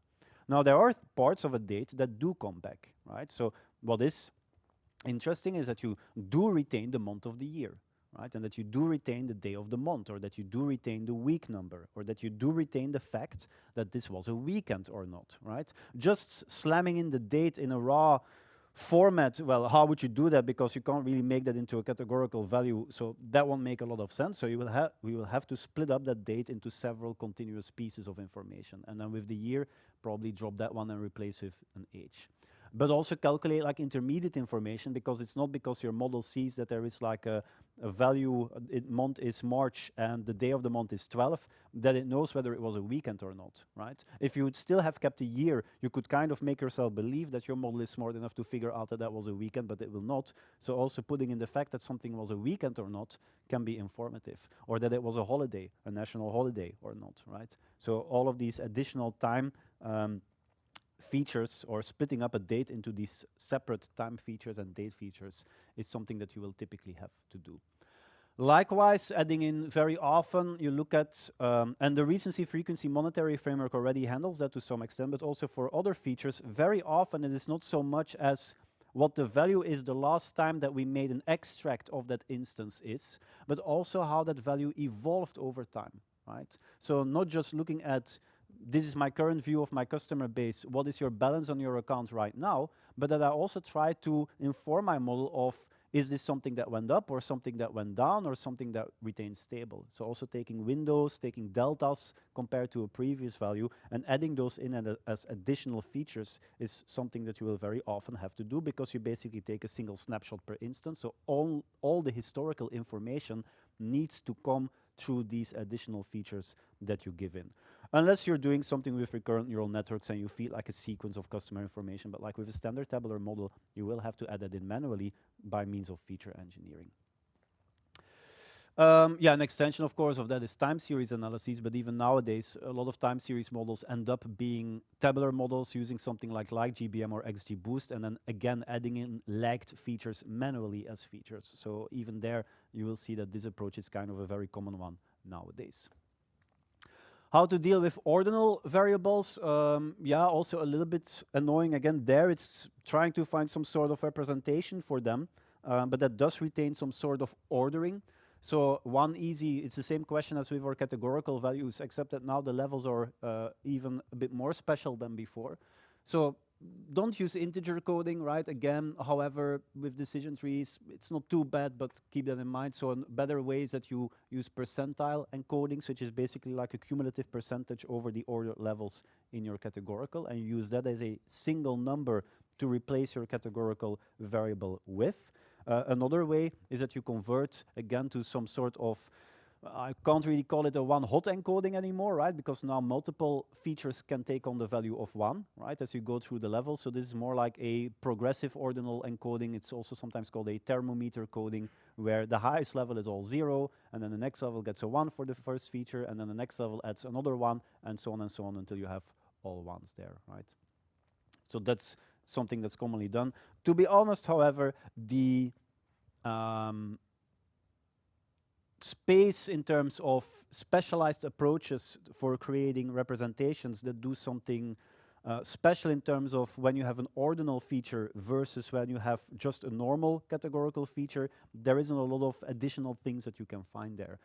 Very often people just say, well, even if it's ordinal, right, if we apply standard embedding approaches, standard representational learning approaches, the way how these 5 levels will be structured in that representational space will be in such a way, the model will be smart enough to position them that alongst one of the dimensions or even more of the dimensions in that representational space, that ordering will still be retained, right? So that's why not a lot of extra effort typically gets spent on ordinal features, but if you do want to, or you have an ordinal feature and you want to take a standard tabular approach, you can do this as well.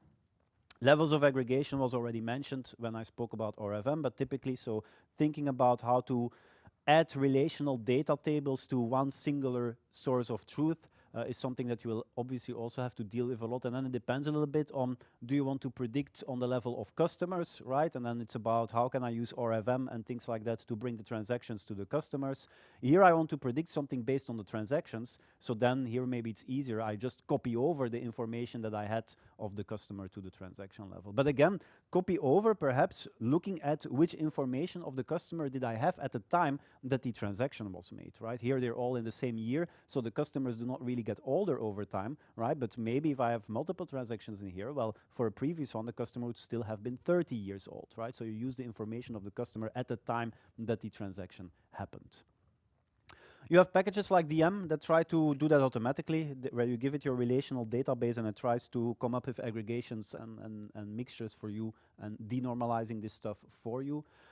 You have a very good package which is called Scrub. So if you want to avoid having to do all of this pre-processing by hand, by writing manual pandas code, also for the first assignment, quite recommended to take a look at this one, in fact.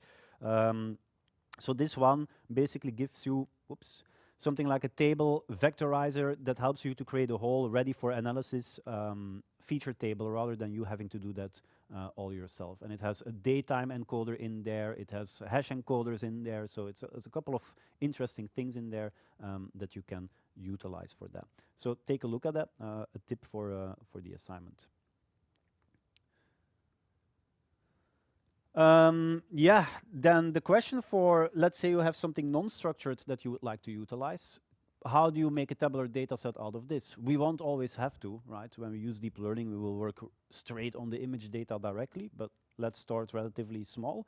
Well, again, the idea will be is that we would like to squeeze out some sort of representational vector again for each image, right? Or for each word, as was already mentioned. And again, classical approaches, they did that by using feature extraction, like you give it a face, and then you had specialized approaches that could give you the position of the eyes and the nose and the curve of the mouth, and then you could say, well, let's take all of these coordinates, and that's then my continuous vector that represents this image in some way that I can then use for my model, right?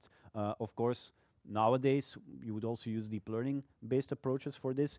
Interestingly enough, you can still utilize them and get like the best of both worlds. So you say, well, I don't want to use a heavy deep learning model for all my features together and also provide the final output because I know that my end users, they will not really accept that, and they will ask me to explain my model, and I know that with these deep learning models, they're so black boxes that will be hard to do. But what I can at least do is when I have 20 continuous features, but I also have an image that I want to utilize, well, then let me first convert that image to a vector representation, but then still use a model that they are familiar with, that I'm familiar with, and use a classical tabular approach. And then you can use something like image beddings, where you can simply give it an image, and using a pre-trained model, again, it tells you, you know what, here are 128 good numbers that represent this image, right? And then you can give this to an XGBoost or whatever, and it will be able to do a good job with that information without you training something from scratch. So that has become quite commonplace. Other automated featureization techniques, you have things specific for time series analyses, where you try to featureize a whole time series. Feature tools, that's something that also students in the past years used and got relatively good results for their assignments. That's basically, well, let's try everything. If you start with something like this, or you have transactions for your customers, let's try all that. We take the average over the past months, the past 2 months, we take the max, we take the min, we take the median, and we all dump it into a large feature table, and we see what works. Drawback, of course, of this approach is that you end up with a lot of features. So you might still need to keep that thing under control a little bit. It depends on how many instances that you have to begin with. And secondly, your final model, since it uses so many features, also the duty of you making that model a bit more interpretable then at the end is a bit larger because, well, which of these features did it then end up utilizing and which of those did it not? Maybe we can just take the 10 best ones and just continue with those. Right? Otherwise, you have a model that uses 500 features, but it's only utilizing really 10 of them. Right? But if you want to get started or make that easier, that's also something that you can utilize. Here you see also some companies have come up with their approaches on this. Even IBM has something on that called 1BM. So there are other feature selection tools or featureization tools or automated feature creation tools that are available. Again, this is extra information that you can check out. But just also so that you know that this is not something that you always do from scratch or manually, that you have support there and that you have libraries which are available there.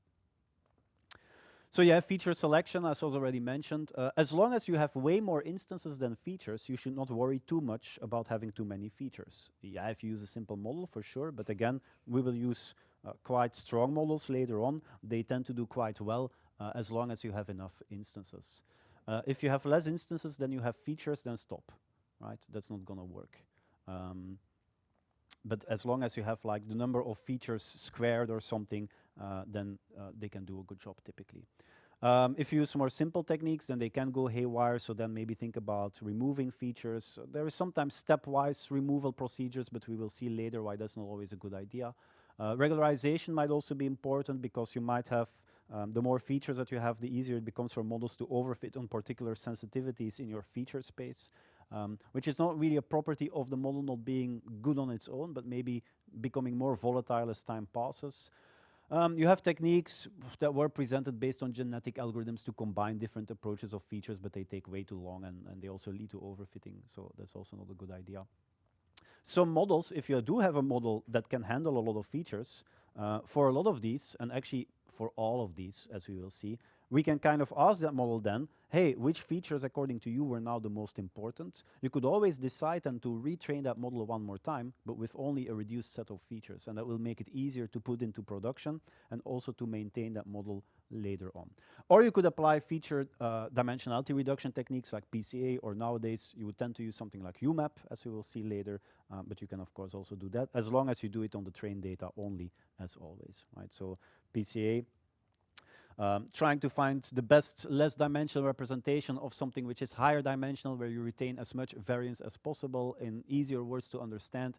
Everything that is far away from one another in your original feature space, you would like to be far away from each other in your reduced feature space. So PCA retains long distances. It does not necessarily retain small distances. Right, which is appealing, but we will also see later that we can flip that on its head and we can say, well, what if we want to retain small distances but not necessarily long distances? What would that look like, right? But that will come later. Again, here, if you want to use PCA, you will need to apply standardization normalization, right? And again, remember to do a train test set split first. PCA just gives you a linear formula, right? So you can reapply that on any new instance that you have to also embed it, right? Embed that new instance into its reduced feature space, right? That's basically what you're doing there. Okay, we will go for a small break, but first some conclusions. Yeah, these things we will discuss a bit later. I think I mentioned most of them, like UMAP, TSNE, features from text, categorical embeddings, what are embeddings, variable importance, how do you then get that out of a model using an interpretability technique? That's all still to come, right? So when you revisit the pre-processing slides later on, you will go, yeah, now I kind of see how these things link to these later aspects. Generally, think about the population of your model that you utilize. How far back do you need to go to take instances from?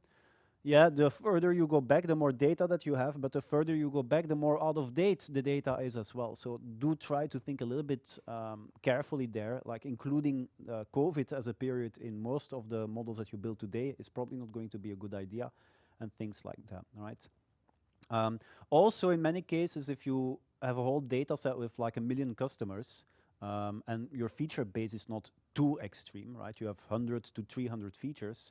You can first iterate on a smaller sample first, like 100,000 customers. In fact, it's not a bad idea. That means that you do retain more unseen instances to test on later on, right? So this will give you quicker insights in terms of which pre-processing strategies work, which types of models work, and so on. Sampling we will also revisit, but we will not be talking about the sample to take to train our model on, but then we will talk more about what do you do if you have binary classification, but you have way more negative examples than you have positive examples, and there we will see things such as oversampling, undersampling, smart sampling, but also sampling, but for a different purpose over there. So yeah, as you can feel, there are many steps and checks to take here. I already said last week that what you do in pre-processing is 80% of the work, right? I think the key thing in terms of programming capabilities, what you do see like a data scientist who is already well versed in programming versus one who is like making a notebook that works, is very often you see, well, when you're programming, that you do not just think of what worked here on my train set, and then can I easily also repeat that on my test instances, but basically your whole pipeline, including your pre-processing steps, should really be just a pipeline where there is an instance that comes in at the left-hand side, and a transformed instance, which is ready to be given to your model, comes out at the right-hand side. Very often people program this in such a way where they take a whole bunch of instances and they do something on all of the instances together, but don't forget, when your model gets deployed, it is really working on a pipeline that assumes that a single instance comes in, that it needs to make a prediction on. So all the transformations that you did on this whole data set train data set that you have, you will need to apply it on an instance by instance level, both on your test instances, but also on the instances that you end up facing later on. So that's the bit less fun part, let's say, but if you use some of these libraries like Scrub and so on, they can make life easier there. But that makes that this is so time consuming and messy and annoying, and you're creating dummies and sticking tables together and concatenating them and so on. But that's 80% of the work. Okay, good. With that being said, it's 40 past the hour, so let us go for a 15-minute break now.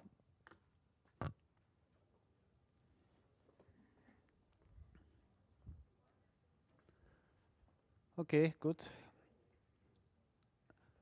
Next part is we talk about a couple of basic supervised techniques before moving on to the ensemble-based techniques and deep learning, just as a refresher. And also, yeah, because we will start with 3 categories that are like all simple still today and not that commonly used anymore, although they're still used, but not that often anymore. But they are still interesting because at first we have like a very statistical model with statistical rigor, with like good foundations there, and we'll introduce something that we'll see popping up in other types of models as well, like regularization.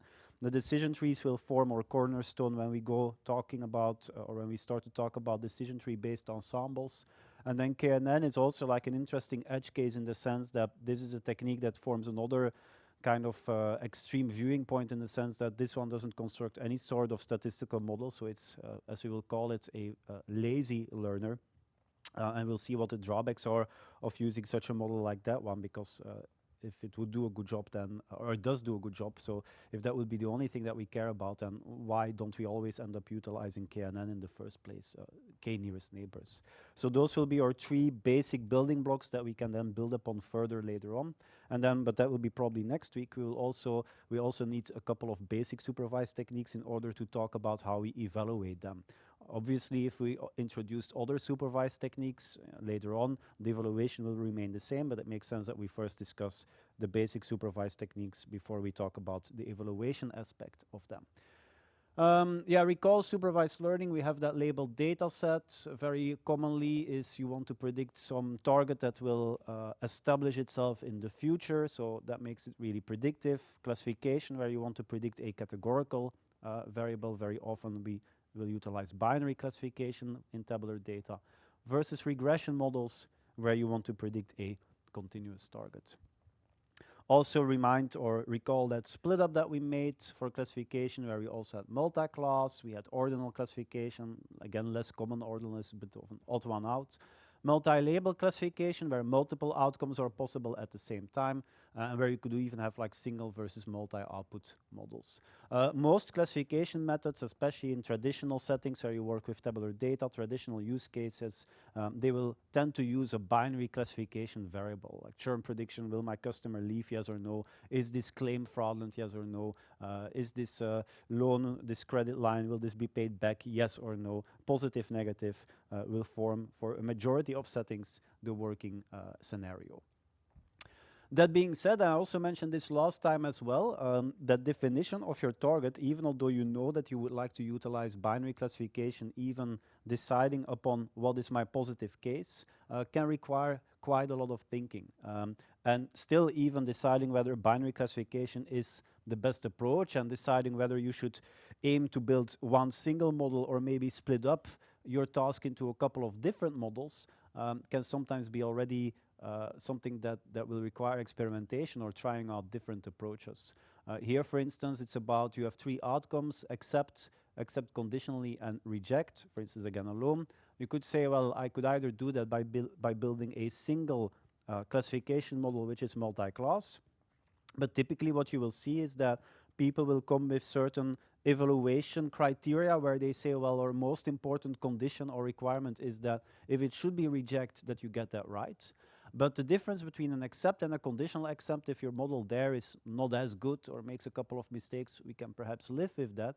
So maybe it makes sense that you build instead 2 binary classifiers that you combine in a chain like this, right? Where you first have one classifier decide whether it should be rejected or not, and then only if you go further, you pass it to the second classifier. And then this one is only trained on these instances, but has never seen reject instances, versus this one is not being given the task to both learn when something should be rejected or not, and at the same time also learn if the accept should be conditional or not. So that already as an example of like you can get quite creative by how you take this toolbox and apply it to your domain.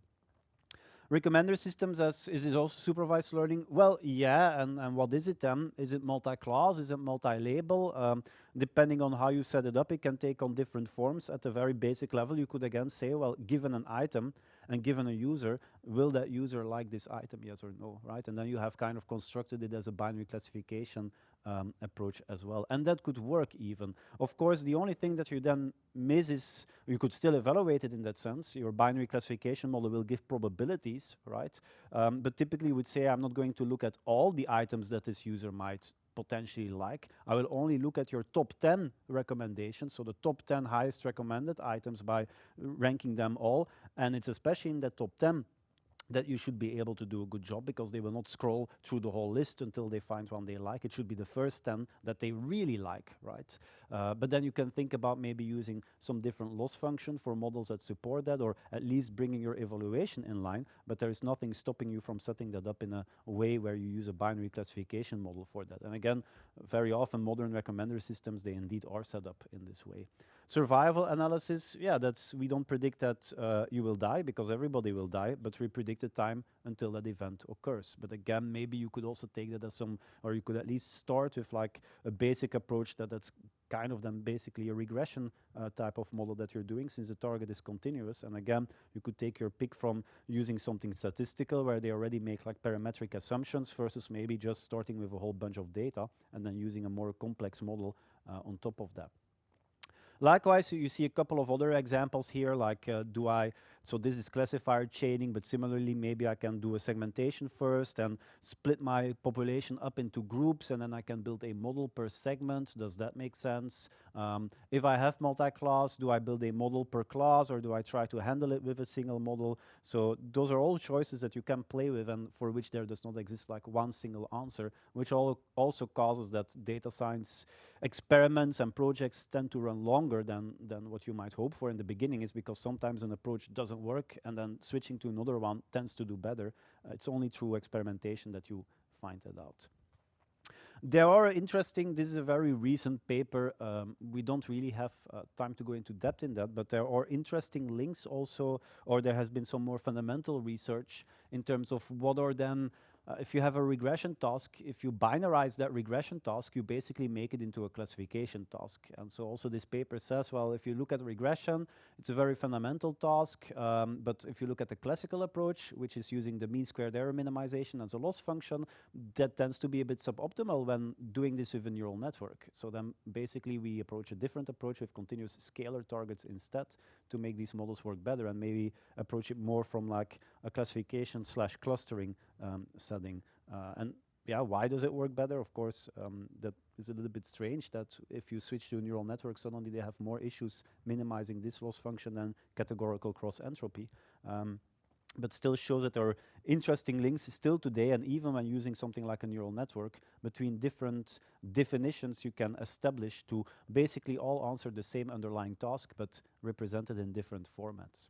Now, nevertheless, let's take a look at regression first. And of course, this is all baby stuff right there, starting with linear regression. So it's not because you say regression that you need to use linear regression. You can also use nonlinear regression, right? Regression is about what does your target look like, what's the task that you want to do. Linear regression is one such model that can solve that. So it takes a very simple parametric form, so predefined, with coefficients, including an intercept and one associated for every feature that you have, whatever these features are, transformed features, pre-processed features, feature engineered ones, interaction effects that you've put in. You have a whole list of columns, and every column gets its own associated coefficient. That's basically what this boils down to. The weights here, of course, are the only parameters that we can estimate or optimize, but that will be still the same for a neural network as well. There we will also just simply optimize the parameters in there. So how to determine these weights? Well, we need to see how well that we're doing, so that's why we need that loss function or that error function in there, and that's why it's called ordinary least squares, right? You use the sum of squared errors as your loss function, so for every point, you look at how far away you are from your predicted point, right? You square that you sum that whole bunch or you average over the instances, same thing, and that's what you minimize.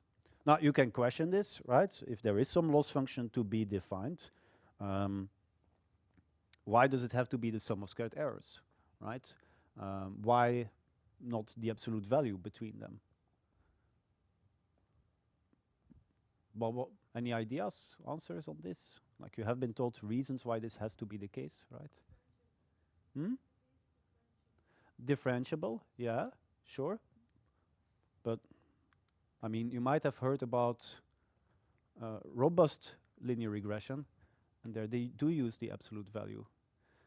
In a neural network, which also uses differentiation, we use the ReLU activation function, and that one looks like that, which over here is also not differentiable, right? And with the absolute value, your loss looks something like this, and it's differentiable except for this point. I mean, is that such a big deal? It could be, right? But we will have to figure out then, but then why later can we use something like an absolute value as our loss function? And maybe it doesn't need to be always differentiable everywhere all the time, right? Why the square then? Why not to the power 3? At least that's also differentiable, right? So, yeah. Yeah, to the power of 4 then. Yeah. Yeah, but so does power of 4, even more, right? So you have all these kind of, and I agree, it all makes sense and it's true what you have been told, but it's all under certain, of course, assumptions and a framework that's specific to the key or the basic list of assumptions that this ordinary least squares makes. It has appealing properties, but also, yeah, why would you always want to penalize large deviations is also something that you can question, right? You're kind of minimizing the L2 there, but maybe you want to minimize the L1, right? So, and again, that is something that you will typically encounter. Would you rather have 10 cases where you're a little bit wrong, or would you prefer to have one instance where you are a lot wrong, but only have one instance like that? But in the majority of cases, you do pretty well. So would you prefer to minimize the L1 or the L2 loss? Depending on which use case that you work on, people will give you different answers. Of course, they will always tell you first, we would like to minimize every error as much as possible, but okay, if there is a trade-off, what should that trade-off look like? So of course, this thing makes a certain amount of assumptions. We'll come back to that in a second, but be careful or be wary that as we switch to other types of techniques, that we will be able to still have a loss function in there and play with it and even have something which should be as convex as possible and as smooth as possible and differentiable as possible, but where maybe those requirements are less strict of requirements than they're in the case when we use our specific technique that we utilize typically in OLS to estimate these betas. And also when you talk about optimizing these betas or estimating them, even for that there are different strategies that you can approach, right? You're basically trying to run some optimization technique, and there are hundreds of optimization techniques that exist to maximize or minimize some function according to a set of given parameters. So it's all kind of related to the specific type of estimation procedure that we are following. But okay, fine, let's say that we continue with that. What you also know, obviously, is that classification is not solved with this, right? Because you could say I have here a negative positive response variable. Yeah, I could fake my way out of it and convert that to a 0 or a 1. But then, of course, with this thing, I have no guarantee that my output will be between 0 and 1, right? Either 0 and 1, you could say is even better, but okay, fine. Between 0 and 1 would be fine because at least I can interpret that as a probability. But with this linear function, nothing is stopping this thing from suddenly giving me a response output then which is negative or above 1, which is not what I want here. Another thing that is not okay by doing this is that you break one of the assumptions of OLS again, that your target then is not normally distributed anymore, right? Obviously, so it will also not work because of that reason. So as you know, instead what you do is you take your linear formula and you squeeze it through a squeezing function, and you can use the hyperbolic tangent, but typically we use the logistic or the sigmoid function, which looks like this, which is asymptotic, it's symmetric. The midpoint at 0 is nicely a coin flip at 0.5, and it's between 0 and 1, so easy to interpret it as a probability that you get out of it. So now logistic regression is a technique for classification that you have built by that. And the predictions are a probability. By the way, if you use logistic regression, it's just as a little tidbit of information, the output that your model gives you will never be exactly 0 or exactly 1, right? Sometimes what you saw on, and there are other models that tend to do that as well. And it's a general trick that you can apply, but here it makes especially sense because you never can get a 0 other one out of this.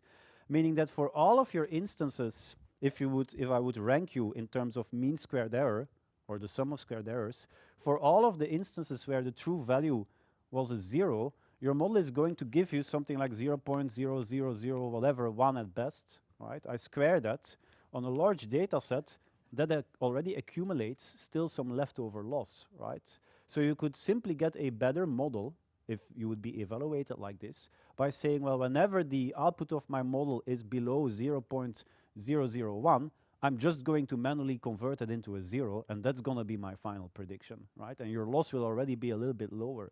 In some competitions on Kaggle, people utilize this trick to rank a little bit higher than the other team in the end result. So sometimes, like I said, you need to get a bit creative to squeeze out a bit more power or to increase your chances of winning. Now, nevertheless, so now we follow this sigmoid function. So we just plop where it says z here, we plop in our linear formula like this. And because that's annoying to read, because now, yeah, the output here is our response, which is a yes, but the right-hand side looks a bit weird. So we can take the logit of the odds, the natural logarithm of the odds, which is the logit, and then the right-hand side becomes this linear thing again.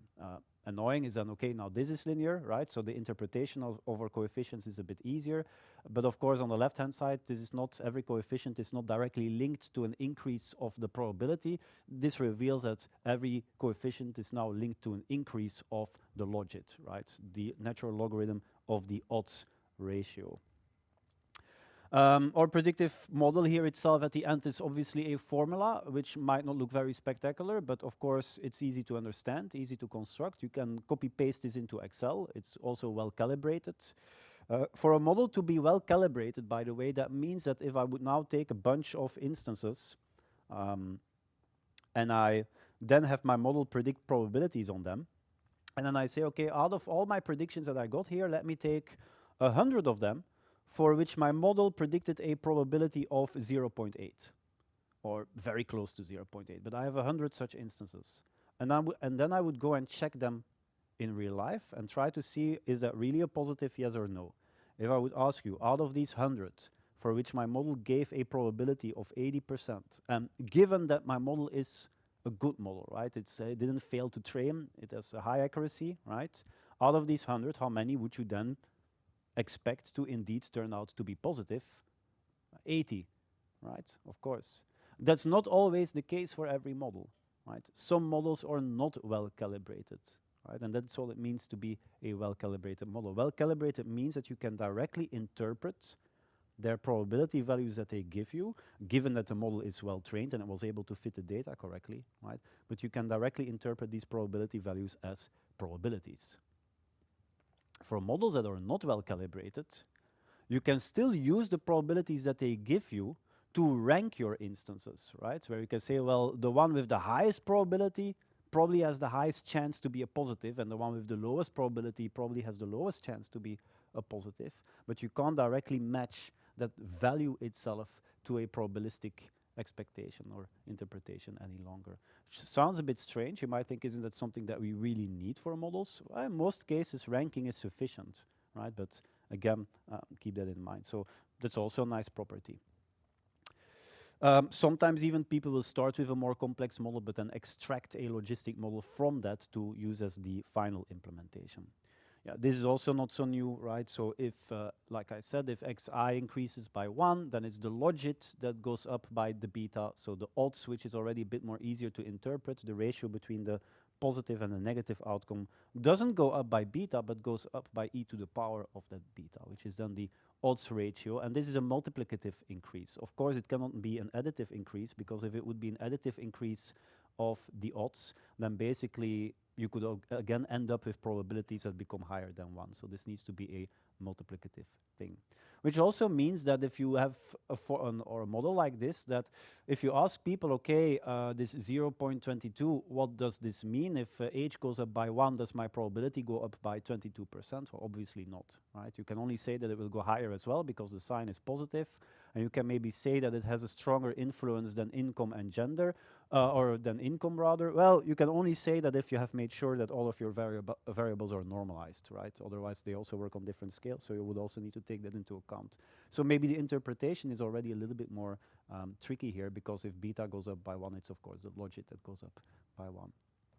The doubling amount is then also something that you can try to express the amount of change required for doubling the primary outcome odds, and that's a logarithm of 2 divided by the associated coefficients. So then you know, okay, at least every time x goes up by this value, then the outcome odds, they at least double as well, and that gives at least some interpretability. Nevertheless, it's easy enough to interpret. It has statistical rigor.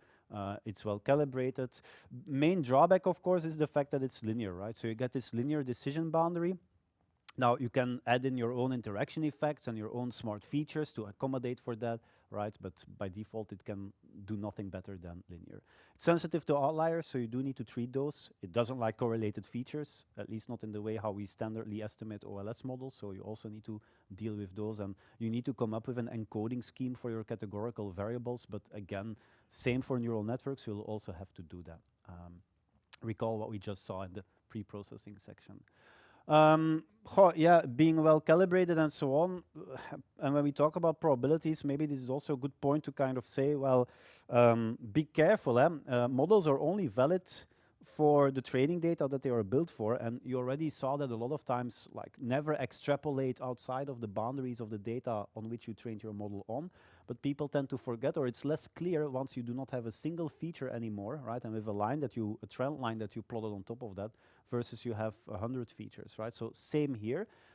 This is the decision boundary, meaning that tomorrow, if I have a new instance that falls on this decision boundary, it will get a predicted probability of something like 0.5, right in the middle.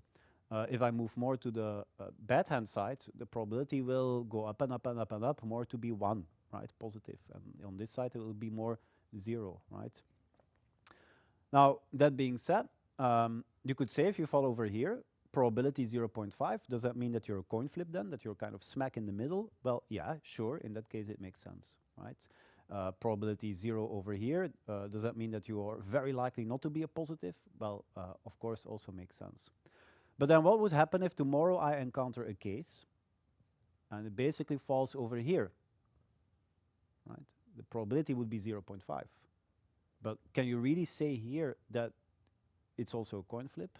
No, the answer is you don't really know there, right? What you want to say is that you're uncertain. You can still give a probability, but if you would give me a certainty range on that probability, you would basically say, well, here it can be anywhere between 0 and 1, right? Here it's even worse, because here you will be even closer to 1 than where you were over here. So over here you're very close to 1. Sounds that you're very certain that this is a positive, but in fact you're not. Also here you would like to say, well, here the probability can be anywhere between 0 and 1, right? Why? You're too far away from the training data. Models by themselves, at least most models that you get out of the box, they just give a probability that is valid for interpretation as long as you stay close to your training data. If you're outside, then it's not, right? How do you check that? That's where monitoring will come into place. You have tools such as conformal prediction that then convert this into a certainty range, right? And that will tell you, well, here actually I'm very uncertain, I really shouldn't use me, right? Because the data that you have today, it has shifted too much from what you saw in training. And that's also exactly why we utilize this test set typically in an out of time split, because that's the things that we want to spot, right? We would like to see our model break down if these things can happen. Then, what's also quite common that you will also no doubt have seen are stepwise approaches to deal with models that have to deal with too many features. So this typical curse of dimensionality. Now, the idea makes sense. The idea of a parsimonious model is that if a smaller model works just as well as a larger model, then obviously you would prefer the smaller model. Okay, and so then what people have said is one way to deal with that and to avoid having to dump in your whole feature set all at once, especially in something that's linear like this, where it can get overblown then, is a selection-based approach where you build up your model step by step. And then you have the 3 possible ways. Either you start with a model that only has an intercept and you gradually decide which feature to add on top of that, or you start with a model that has everything and you gradually see which feature can be removed, or you do it hybridly, where you add a feature, remove a feature, add a feature, remove a feature, and you kind of go back and forth on that. And in statistics land, this is very common, especially so that in R, this is built in with the function step. If you look in Python land and with machine learners, they will tend not to do that. And it's only after a lot of complaining that scikit-learn even decided to implement a stepwise procedure. So why is that? So it's reasonable, but of course it's in the way how you exactly set that up. And already in '96, Frank went on a huge tirade about stepwise procedures, some of the things we wouldn't make mistakes about nowadays, but he says, well, what you're basically doing is you're setting up a repeated experiment on the same training data, right? So then do not hope that you can get p-values out of there for coefficients if that's something that you're interested in that have proper meaning, right? And it's hard for them to correct them.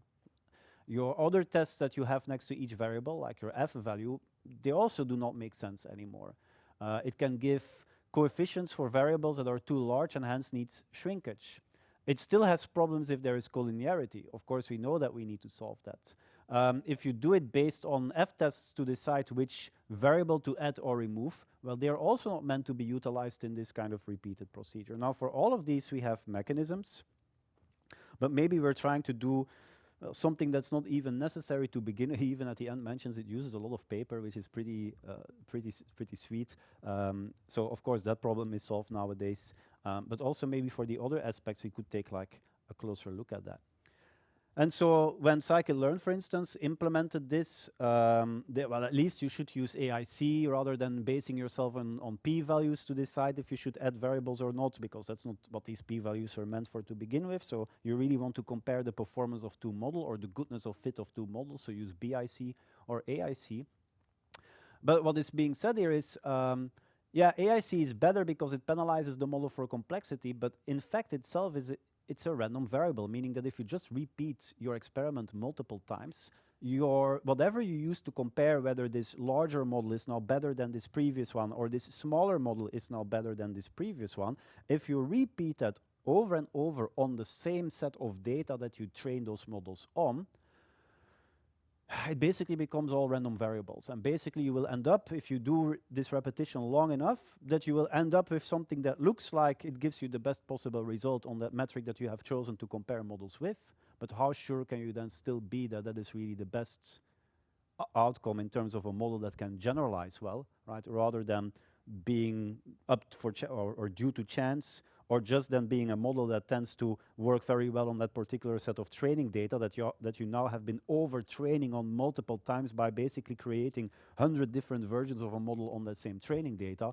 But what does that really tell you about how good that model is now on unseen data? Not that much, right? So if you do want to use a stepwise procedure, what scikit-learn at least decided to do, and that's you can't really talk about the goodness of fit on that single piece of training data that you're repeating your experiment on again and again, right? So at least you should cross-validate, right? And get your estimate based on the cross-validate. And then still at the end, when you have decided upon this is my final model that I want to go forward with, at least then also test it out on a completely unseen part of data on that test set, right? So again, that boils down to the slogan of machine learning. Well, do whatever you want, right?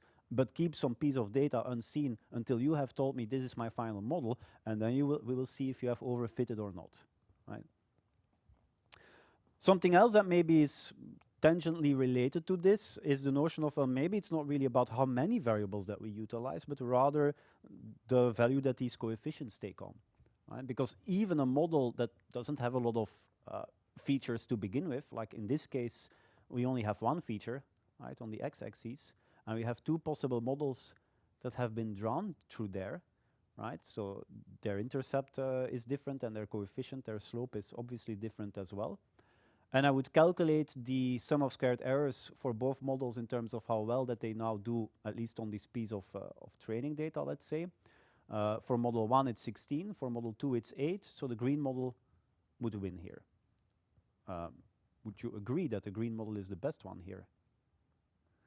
Some of you might say, well, again, it's about this L2, L1 divergence, which is exactly what we'll see in a second, but at least the purple model fits 3 of the data points perfectly, right? Which is, for me, better than that other model that only fits 2 of the data points perfectly. What I also see is that, yeah, I know I shouldn't extrapolate, but I mean, here with a single feature, it's clear to see, but I know that tomorrow I will have instances that fall over here, for instance, so not even extrapolating outside of the bounds, but like even in between, you have gaps of where your knowledge is a bit less. At least I would maybe prefer a model that is a bit more robust in terms of its slope not being so sensitive to particular variables. And that's nothing else than saying, well, I would like to avoid my coefficients from taking on extreme values, extreme positive values or extreme negative values, because that means that tomorrow I have a new instance and that value for that feature is a little bit higher than what I'm used to seeing, right? Even although I should have monitoring in place that then warns me about this, but again, we're trying to make models that are robust for as long as possible. Well, I know that that feature is going to be problematic because the associated coefficient is so extremely large or so extremely negative, right? So maybe I would like to care about this loss concern, sure, but meanwhile also avoid the coefficients of, or the parameters, if you want to then speak about different types of models as well, from blowing up. So I can introduce a penalty on the size of my weights, and that's what regularization does. It tries to keep the parameters constrained as its first goal, rather than selecting which ones to keep and which ones not to keep. Makes my model less sensitive to outliers, now or future outliers, and it improves generalization. And it's very simple. The way how you do that is we have our loss function already, sum of squared errors or whatever it might be. And then you have two forms, L1, again, and L2, lasso or rich. And L1 says, well, on top of that loss that you already have, just take the value of the coefficients, well, take their absolute value, right? Because they can be negative as well, of course, and add that on top of your loss that you already have, times some lambda, which then indicates the strength of the regularization that you want to apply, right? And with rich, it's you just square the coefficients. You don't include the intercept, obviously, because that needs to be able to move around freely, but all the other coefficients you put in that loss function. With normal OLS, with this one, you don't need to normalize your features. The two reasons why we do so is because it makes the interpretation of the coefficients easier. And also, if you think about numerical stability and so on, computers like it, again, when things are nicely standardized. Here, once you use L1 or L2 regularization, of course you do need to standardize them. Otherwise, the coefficients will not work on the same scale. So one coefficient would be way more penalized than another one, but it simply has to be larger because the scale would be different. So you do need to standardize there. And again, the comment was made, in OLS, why do we use a square and not an absolute value? Because it needs to be differentiable everywhere. Now we have had an absolute value, like this appears like you can do this, and now suddenly for the penalization term, we can take absolute values. So you can hopefully also see that also for the main loss term, you could do that as well, right? But the question is then, of course, okay, but even if it's not always differentiable, how do we then optimize this thing, right? Why doesn't this break down, even though we were told that it has to be differentiable? Here is lasso and rich. So what this does is this beta hat is what you would get with normal OLS, so with a normal regression model, and then we say, no, we're going to penalize you, right? If you are on this circle, right, the best value that we can find for this beta solution is rather over here rather than over here. Same here, it's on the circle, right, rather than your original beta values. This also reveals, so like this shape that you get is like a diamond shape. This is like a circle shape because it's you're taking a quadratic term and here you're taking the absolute value. So you can kind of see that here effectively the solution that you get after regularization is one of the betas has become 0 versus here one of the betas has become very small but not yet quite 0. So in this thing it's easier to touch on one of the endpoints of this diamond. Of course in 2 dimensions it's like or 3 dimensions it's a rhombus and so on, or a hyperdiamond, whatever you want to call it, and a hypersphere. But here it's easier to touch one of the outsides or the points of the diamond, so meaning that a lot of the beta values that you will see will tend to become 0 if you use L1 as a regularizer. And exactly, lasso L1 will force coefficients to become 0. Rich will only keep them within bounds. So that means that you get variable selection for free with lasso. You increase your lambda parameter, you regularize more, some values will be dropped altogether. With rich, they will still have very small coefficients. Why do we then, or why do you see that a lot of implementations tend to default to rich regularization? Well, because it's slightly easier to compute and implement than Lasso is, and especially like if you then think about, well, here at least you don't have that, you're not always differentiable problem that you have here, so maybe that does increase the implementation ease of use or elegance a little bit. It's a bit faster to compute when you have limited variables to begin with, and to be honest with Rich, you can inspect your coefficients. If you see that some of them have become extremely small, you can still manually drop them out of the model altogether, right? So that's something that you can still do even with Rich. Another critique against Lasso is that it will not consider grouping effects, so when variables are correlated, it will decide which one to bring to zero randomly, basically, of these two. But again, correlations will always be a little bit of an issue also later on, so if that's really something that bothers you, then just drop the variable that you don't like first before you start training or estimating your model here. Lasso tends to work well even if you have rather small sample sizes, but it will not work if you have more features than instances, so do not expect that, right? So that's something that will always remain. And yeah, the question then is, how do you pick a good value for lambda? That's something that we will have to tune during cross-validation, which we will see later. Now, this concept of regularization, not just with linear regression models, but also when you work with support vector machines, when you work with neural networks, same thing. Even if you have a neural network with 80 million parameters, you just add the size of the parameters to the loss function, and you also regularize based on that. This is also something that has been rediscovered under lots of different names by multiple people and has gotten different names depending on where it came from. In machine learning, we like to call this weight decay also a lot of times. Goes to show like that this is kind of a fundamental idea that pops up all over the place. Normalize, yeah, check your documentation in terms of what you're using. Some software packages like to normalize your variables by default anyway, right? So then, of course, this is done for you behind the scenes. So be a bit careful depending on the package that you utilize, what you need to do manually or yourself and what you don't need to do. So as you increase the size of lambda here, you see the values of the coefficients going down. Obviously, you can see that on the right-hand side, it's Lasso regression because it's bringing them to zero, and on the left-hand side, it's just constraining them. But you could, of course, still say, well, these lines here at the bottom bring them to zero because they have become so small. But here, it has a tendency to kind of drop variables out one after the other. So hence why you get this feature selection mechanism for free. And of course, what researchers like to do every time you have two kind of approaches that are nicely parallel to one another is why not publish a paper that combines both of them, which is exactly what ElasticNet is, just adds both to the loss function, right? So then this comes with two hyperparameters that you need to tune. Check again the documentation. Sometimes this is called alpha and lambda. Sometimes this is 1 minus alpha and alpha. Sometimes this is L1 and L2. So different ways to express this, but basically it boils down to this loss function. Now, what we find is that for traditional tabular data, typically you're well off by just saying, I only do L1 regularization and I don't need to bother so much about rich regularization. If you go to the space of neural networks, then typically rich regularization tends to be the default instead, because there you have that aspect of that square, which GPUs like more, and so on. But for standard tabular data sets, you can just use Lasso.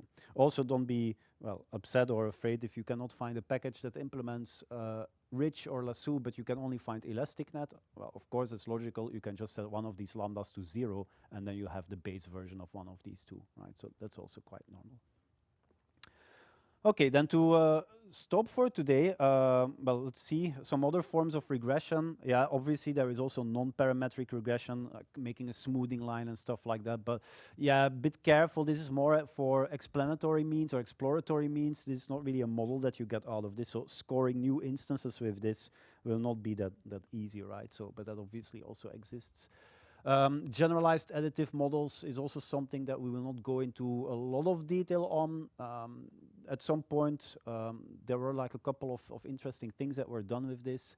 I think it was Airbnb that utilized them for a while as their base model for like predicting property price values and stuff like that.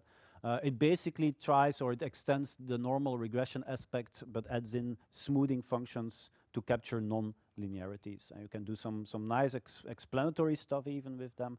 but they have fallen a little bit to the wayside. They're not that commonly utilized anymore. Just as an extra, so that you know about it, it's not that hard, but a lot of people think that logistic regression, well, a drawback with this is that you can only apply it on binary regression cases, not in multinomial cases. Well, no, not true. There exist extensions of logistic regression where you can apply them on multi-class cases as well. That's called multinomial normal regression. Basically, what you do is you end up constructing k-1 binary logistic regression models, but building them in some sort of a stepwise manner like that. And you also have ordinal logistic regression if you want to predict a multinomial target, which is also ordinal. Then the logit functions for all of your regression models that you build are parallel because they will only differ in the intercept. So here you're basically building a collection of models that are the same, except for the intercept. So you basically just shift them off depending on your categorical value. So then that you can still retain that ordering in there, other than that they're relatively simple. Again, less commonly utilized, just goes to show that these things exist. It's not that logistic regression can only work on binary classification. There's also PCR and PLS, but I don't really know why they get their own names. PCR is sometimes a term that people like to utilize for, let's first do PCA on the features and then just use normal logistic regression. Yeah, okay, fine, you just did PCA first and then just use normal logistic regression. Ah, yeah, but the target is not included, so let's include the target as well, and then that's got its own name. Very fun, cool, but that's just doing PCA on your data set and then running your model. So that's all. I will introduce decision trees as the last point today. Also already well known. So here the idea is not a parametric model, so more a data-driven model. Will be useful for binary classification, but also for multi-classification and also for regression. So it's nice that they give a framework that can help us to do all of these tasks at the same time. Although they do differ a little bit in terms of regression versus classification, as we will see. They are based on recursively partitioning the data. So you start with all your training instances in one group, and then we're going to ask questions that splits up that group into different subgroups. And obviously, the way how we make this or we construct this question, we will have to base ourselves on the features that we have. We don't have anything else, right? So it will be based on a feature, or maybe a combination of features, but typically every question will be based on one feature. And also, it makes sense that the question that I will pick is one that splits up the group in such a way that all my positive cases are being pushed to one side, and as most of my negative cases are being pushed to the other side. If I have a 50-50 mix of positive and negative, and I ask a question and I create two groups, and it's still a 50-50 mix in both groups, then my question was not so worthwhile to begin with, right? So that will be the basic idea. So how do we find, or how do we then quantify that quality of a question? Well, that's why we need a measure for. So the typical measures that we utilize, at least in the case of classification, are based on impurity.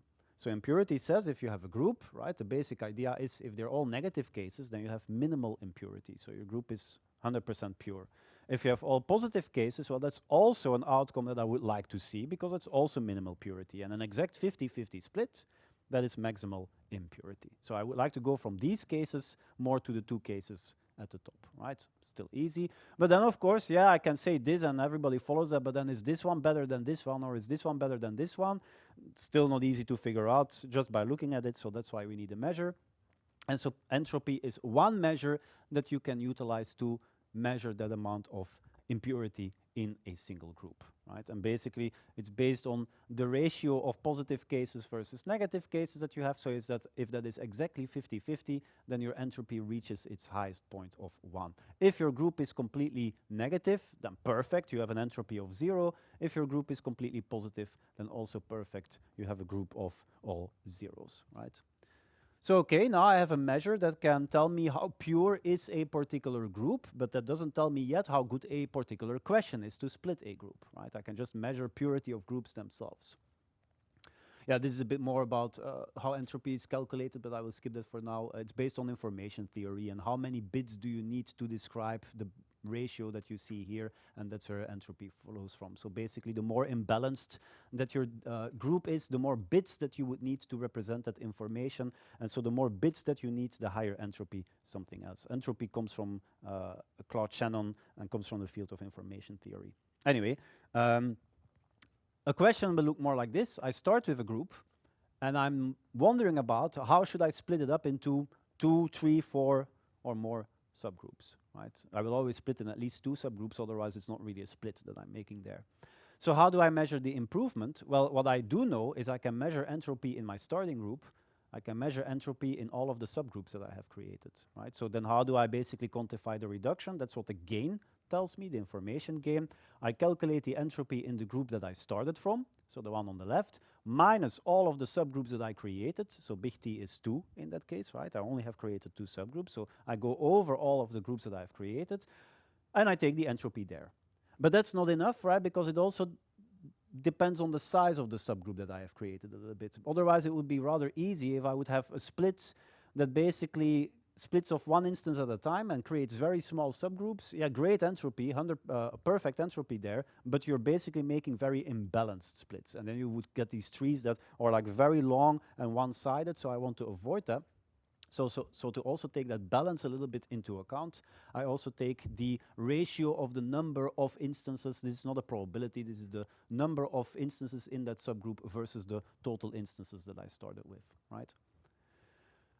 You have other measures as well. You can use the Gini index, right, which instead of taking this nasty logarithm in there, just looks at the ratio of your positive cases squared, right, and that looks more like this green curve, so it's exactly the same as entropy, just the scale is a bit different. Most implementations will default to the Gini index rather than the entropy because it's a bit easier to calculate and it doesn't make a difference in practice. You could also use the classification error, which looks something like this. That's less dumb. Something that you can think about, why we utilize an entropy measure here, right? And then especially later, why don't we directly use accuracy in this case? Or why don't we directly use like our sum of squared error loss function that we utilized before, right? Or why don't we use AUC or whatever metric that we want here? Right? So you can think a bit about that, why we are using specifically information gain and entropy here, right? And of course, one of the reasons you would come up with is, well, this can be calculated locally. You only need to know the group that you're currently splitting and the subgroups that you create, versus probably this would need to have knowledge about the whole tree so far. But you do have knowledge about the whole tree so far, right? So you could take that into account. So think a bit about that and see if you can figure out the answer. Once you have such a tree, it would be easy to use it to make predictions. You just follow the tree, you ask the same splitting questions, and you see where you end up at. At the end, you will end up with a bunch of instances in their own subgroup, and then you can basically just inspect what happened during training. And you can say, well, if 8 out of the 10 cases here now are positive, and you also fall into that group, well, I will say that you have an 8 out of 10 probability to also be a positive, because those are the frequencies that I observed back when I trained you. This is easy to convert to if-then rules, so you can easily convert a decision tree into program code. You can easily convert it into a SQL statement that you could run on top of a database, or a bunch of if-else statements in Excel even. And there also exist, but these have also been mostly forgotten about, but there did at some point exist algorithms that directly try to construct a prediction model in the form of if-then rules, like RIPPER, which stands for repeated incremental pruning to produce error reduction, being the best known one. It's a bit weird because it's as old as the first decision tree models. It's very similar in a way, but it also has some interesting differences that are not widely implemented or known about anymore. And there are some even like newer models that run with this idea, like rule fit and scope rules, that continue this idea a little bit, but it's strange to see that it's like decision trees that won out. Well, not so strange, you can easily make ensembles out of them. But a bit of a pity that these rule induction techniques, that these are a bit lesser known about nowadays. Anyway, key example of, first example of what is then a specific implementation of such a decision tree algorithm, because we haven't solved everything yet. I mean, we still need to know to figure out when to stop building this tree, for instance. So first approach was ID3 by Ross Quinlan, which stands for iterative, so stepwise, or we do something step by step. Dichotomizer, and dichotomizing basically means that you split up something. Already version 3. There were algorithms that came before that, as this little screenshot here shows, like CLS and so on. There were some others that came afterwards that no one is talking about, but this is still seen as like, okay, as a first technique, this kind of shows how this thing then works in practice. Main drawbacks, it worked with categorical features only, so we will have to fix that. And also, it grew for as long as it could. It is also greedy, so it never backtracks, meaning that there might be a choice that it makes as its first split to create subgroups, that later on it actually turned out it's not because you have a split that gives you the best information game in the beginning that also turns out to lead to the best globally optimal tree. Typically, it doesn't matter that much. Again, there have been algorithms that then try to take a genetic algorithm to see if they can produce the globally best optimal tree, but as always, they run so extremely slow that no one utilizes them. Now, we will have to tackle continuous variables, and also this grow for as long as we can strategy, that's of course something that will lead to horrible overfitting. Why? Well, if you look at this, growing for as long as you can, we take an example at this split, for instance. Well, of course, as long as we can, there can be two outcomes then that can cause us, well, actually, in the case of ID3, there can be three outcomes that can cause us that we can't continue growing further. Okay, outcome number one is you're splitting your tree and you're already growing for quite a while. And now you're looking at this subgroup. Was the first case when you say, okay, I can't do anything else here anymore? Indeed. You only have one observation, right? Not an ideal case because you can already feel, well, next time someone ends up in here, of course you're going to predict orange there, but this is based on one observation in your tree. Probably this has been overfitting. You're more memorizing rather than learning patterns here. But ID3 says that's one case where we stop to grow. Okay, let's pick this one. What would be another case where you stop to grow? Yeah. Exactly. You have multiple cases, but they're all the same. Then you're not going to split them further, right? You could, but why would you? Right? So you stop there as well. And then the third case. So here you still have your two colors in there, but you still need to stop. Why is that?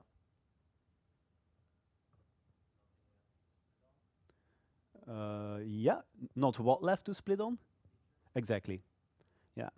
So you have run out of features, right? Because ID3 works on categorical features, you might have used all of them in your pathway, and then you can't do anything further.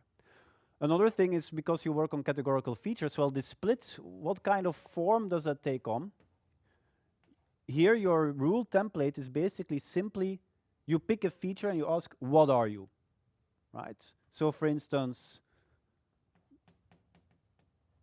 temperature, were you high, medium, low, or freezing? The 4 levels of that categorical.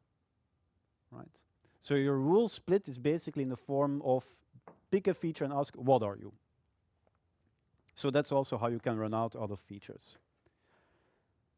So yeah, we need to solve this. How can we spot or how can we deal with growing for as long as we can? Well, we could say you take your training data, but don't use all of it to continue growing your tree. Split off a validation set.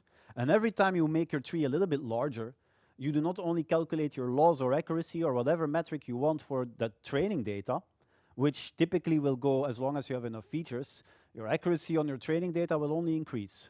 Right? Your tree will become more and more precise, but on your validation data, at some point, you will see that your accuracy starts to decrease again.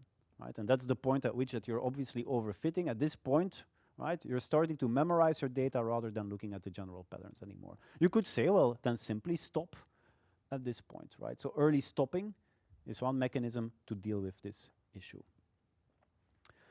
Ross Quinlan, busy guy, a bit later he proposed C4.5, an extension, still used information game, but main contribution was, we can also deal with continuous variables now. Right? Even can deal with missing variables. There are different ways how to deal with that. You could just consider the level of missing or the value of missing to be just another branch in your split, right? And then here it would be, we don't know about it, but typically you don't have a lot of missing values, and it also creates a bit of a weird bias. The way how it was proposed in this original paper is just to ignore these values when calculating the impurity measure and information game. Most implementations do not implement this, and they will still ask you to fix your missing values yourself first. You could also set importance weights on the features to bias the information gain. If you really feel I like this feature a bit more, I would like to see it appear more often or more earlier in my tree. That's also something that you could do. And then he also describes a method to prune decision trees as an alternative for early stopping, as we just saw on this slide. So main thing, how do we split on continuous variables? Let's say we have temperature, but now it's a continuous feature, so you can expect any sort of number to pop up in there. Yeah, we can't treat this as a categorical feature because that would mean that now we would create as many splits for temperature as we have seen distinct values in our training data. That's going to be a lot, right? But okay, fine, maybe that's no problem that it's a lot. Well, first of all, it is a problem that it is a lot because the information gain measure was found to be biased to prefer splits that lead to a higher amount, a larger amount of subgroups than those which lead to a lower amount of subgroups. So that's already a bit messy, then definitely that thing is gonna win because it creates so many subgroups. Second, tomorrow you have a new instance and it has a value of temperature that you did not see in your training data. Yeah, what do you do with that one, right?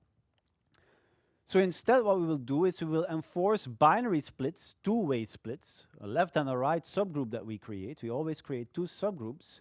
By now not having a potential candidate split per continuous feature, but for having a potential candidate split for each feature plus a combination of a value of that feature. Meaning that for temperature, we just don't ask what was temperature anymore, but we ask instead, was temperature lower than or equal than 19 degrees? Yes? No. Or is temperature lower than or equal to 20 degrees? Yes? No. Is that a better split than the other one? Or is temperature lower than or equal than, do I have 21 in there? Yeah, 21. Yes, no. Or I don't have 22 in my data set, so I will say temperature lower than or equal than 24. Right? I use the values that I saw in my training data set. Why do I only consider the set of values that I saw in my training data? Because the other values do not change the information gain anyway, right? So I don't really need to consider them. Okay, two more observations. Because I'm doing this now for my continuous splits, and I just said, well, information gain is biased towards splits that lead to more subsets, doesn't it make sense that I do the same thing for my categorical splits also? I can't really ask whether they are less or equal than something. So for my categorical splits, I ask, is this categorical feature equal to its first level? Yes or no? If not, another candidate, is this categorical feature equal to its second level? Yes or not? So now those are all distinct splits for all of which I calculate the information gain. So I have way more information gains to calculate than I had to do before, right?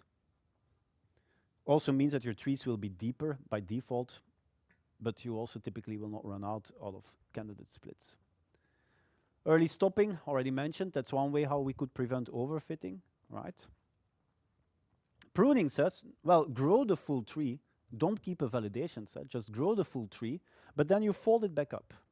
How do you fold it back up? Well, at the very end of your tree, here, you know the information gain that you got to make that split. You pick the best one, but if that information gain is itself already a very low value, just fold it back up, right? And you fold back up these two leaves into this leaf again. And you continue to do that until you have made a good trade-off between, and that's the most common approach that people utilize, complexity pruning, where you trade off the complexity of your tree, typically expressed as the number of leaf nodes that your tree has. Leaf nodes are the nodes at the bottom of your tree, by the way, versus the cost versus the information gain that you have paid to reduce, to fold back up those leaf nodes. And you can tweak that parameter if you would like a tree which is deeper versus less deep, right? You can tweak that as well. Another thing that we find out of this is that now, of course, with ID3, it was very likely that we ended up either in this or in this scenario to stop. Meaning that if next time you would come around and you would ask me, what are you? Well, you're a red case. Okay, but what is your probability of being a red case? Well, 100%, because we continue to split until every node was pure. Now we can actually assign probabilities because we stopped earlier or we applied pruning. Now it's likely that our leaf nodes will contain a mixture of both cases, right? So I can say, well, I have 8 A's and 2 B's, so the probability of the next time someone falls along into this leaf node of being an A, it's 80%, right? And so maybe that is stronger than another leaf node where it's maybe only 75%. So I can again utilize this probability to rank predictions across different instances, but, and here you can already see it, this is not a true probability measure. This is based on the frequencies that you observe in the leaf nodes of the class of the instances that fell into it, right? This is not a directly well-calibrated interpretation of the probabilities, but you can utilize them to rank your instances that you are scoring on. Funnily enough, it also does not take the leaf node frequency into account, right? So if you have a leaf node where you have 100 cases and 80% of them are yes, the probability will be 80%. Versus another leaf node where you have 10 of them and 8 of them are yes, the probability will also be 80%, right? You will get the same probability output. So that's also the reason why in a lot of cases you add in additional heuristics where you say, well, for every leaf node to continue to split, I need to have at least so many instances in that leaf node. Otherwise, I also refuse to split further, right? And that's also then something that you configure as a human end user. There is one more thing that I wanted to say about this thing, these continuous splits. To make this a bit more stable, here we use the distinct values that I saw in my training data. If I would have temperature lower than or equal than 10 degrees, right? Yes, no. Because I only saw 10 in my training data, I only saw 19. Of course, what's the case is you can kind of see that asking less than or equal than 18 doesn't make sense to ask, right? It will be the same information gain as the other check that I already did. And likewise, smaller or equal than 8, you're kind of, well, this is the last one that you saw, so it will be nothing less than 10 anymore, right? So, but because you might still end up with wide gaps between these distinct values, what most implementations will also end up doing is they will not do their test based on every distinct value that they saw, but they will say, okay, this one actually doesn't make sense, right? Because if this one is your lowest value, right, everything will be higher than 10.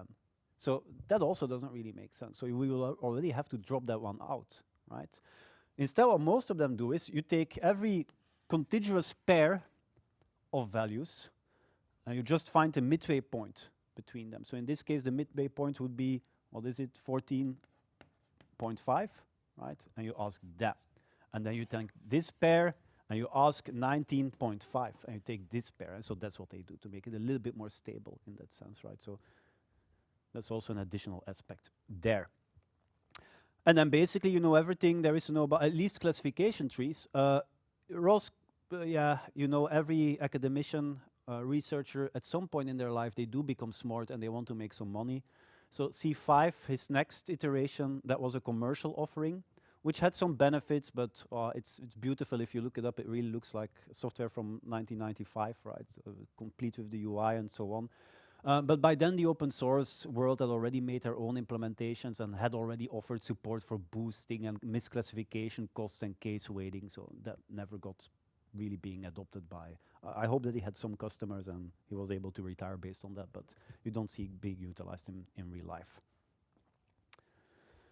There are other types of trees, like conditional inference trees, which instead of using information gain, uses a significance test to see which split should be performed.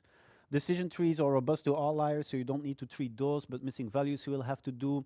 Some implementations have proposed yes, no, missing splits, but also not widely used anymore. One thing to keep in mind is that everything that we have spoken about so far, to go from binary classification to multi-class, is very easy. You can easily calculate entropy if you have multiple classes. You can calculate information gain just the same way, so that stays the same. Your leaf nodes will then contain a mixture of classes, and you can still extract probabilities for each class accordingly. What else can you do? In pre-processing, we have just said that you can utilize this thing to create splits for your continuous features should you want to. Interaction effects, they are considered by default.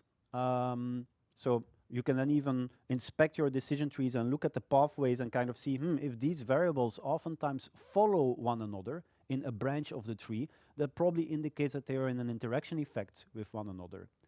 Variables that pop up early in the tree that are chosen more earlier and are chosen more often probably also indicate some sort of importance of that variable in the tree, right? You could even tweak and constrain the tree if you have 100 variables, that in the first 2 splits it can only use your favorite 10 of them, right? You could even play around with ideas such as that one.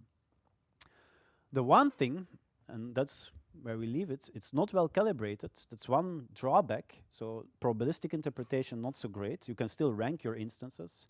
And second, they're also unstable, right? Unstable with a decision tree does not mean like when you talk about an unstable person, right? Here it has a different meaning.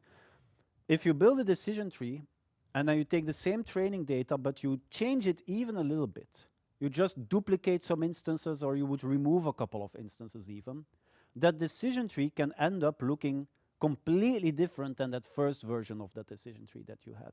It might perform just as well, right? Just visually, it might end up looking very differently, right? In terms of the variable that it picked to be as the first one to be used, for instance. Why is that, do you think?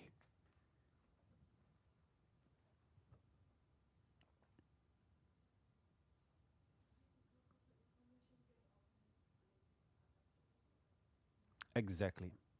In a lot of cases, when you're considering this whole bunch of splitting candidates, if you plot the information gain for all of them, yeah, you will have plateaus on there, right? That look like this. You do end up picking the very best value, but the next split information gains value is very nearby. And by just tweaking your data set a little bit, can cause these shifts to happen. That might sound annoying, and if you really find it annoying because you're retraining new versions of your decision trees and your manager does not understand why his PowerPoint slide looks different than the month before, you can constrain them manually to say, okay, for your first 5 splits, use the same variables that we used in the previous version. You're free to do that. But actually what we will utilizing this for, this will actually be a help for us.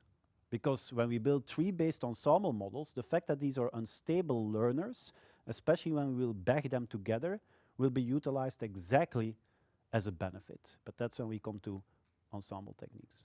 Okay, that's it for today. I will see you all next week.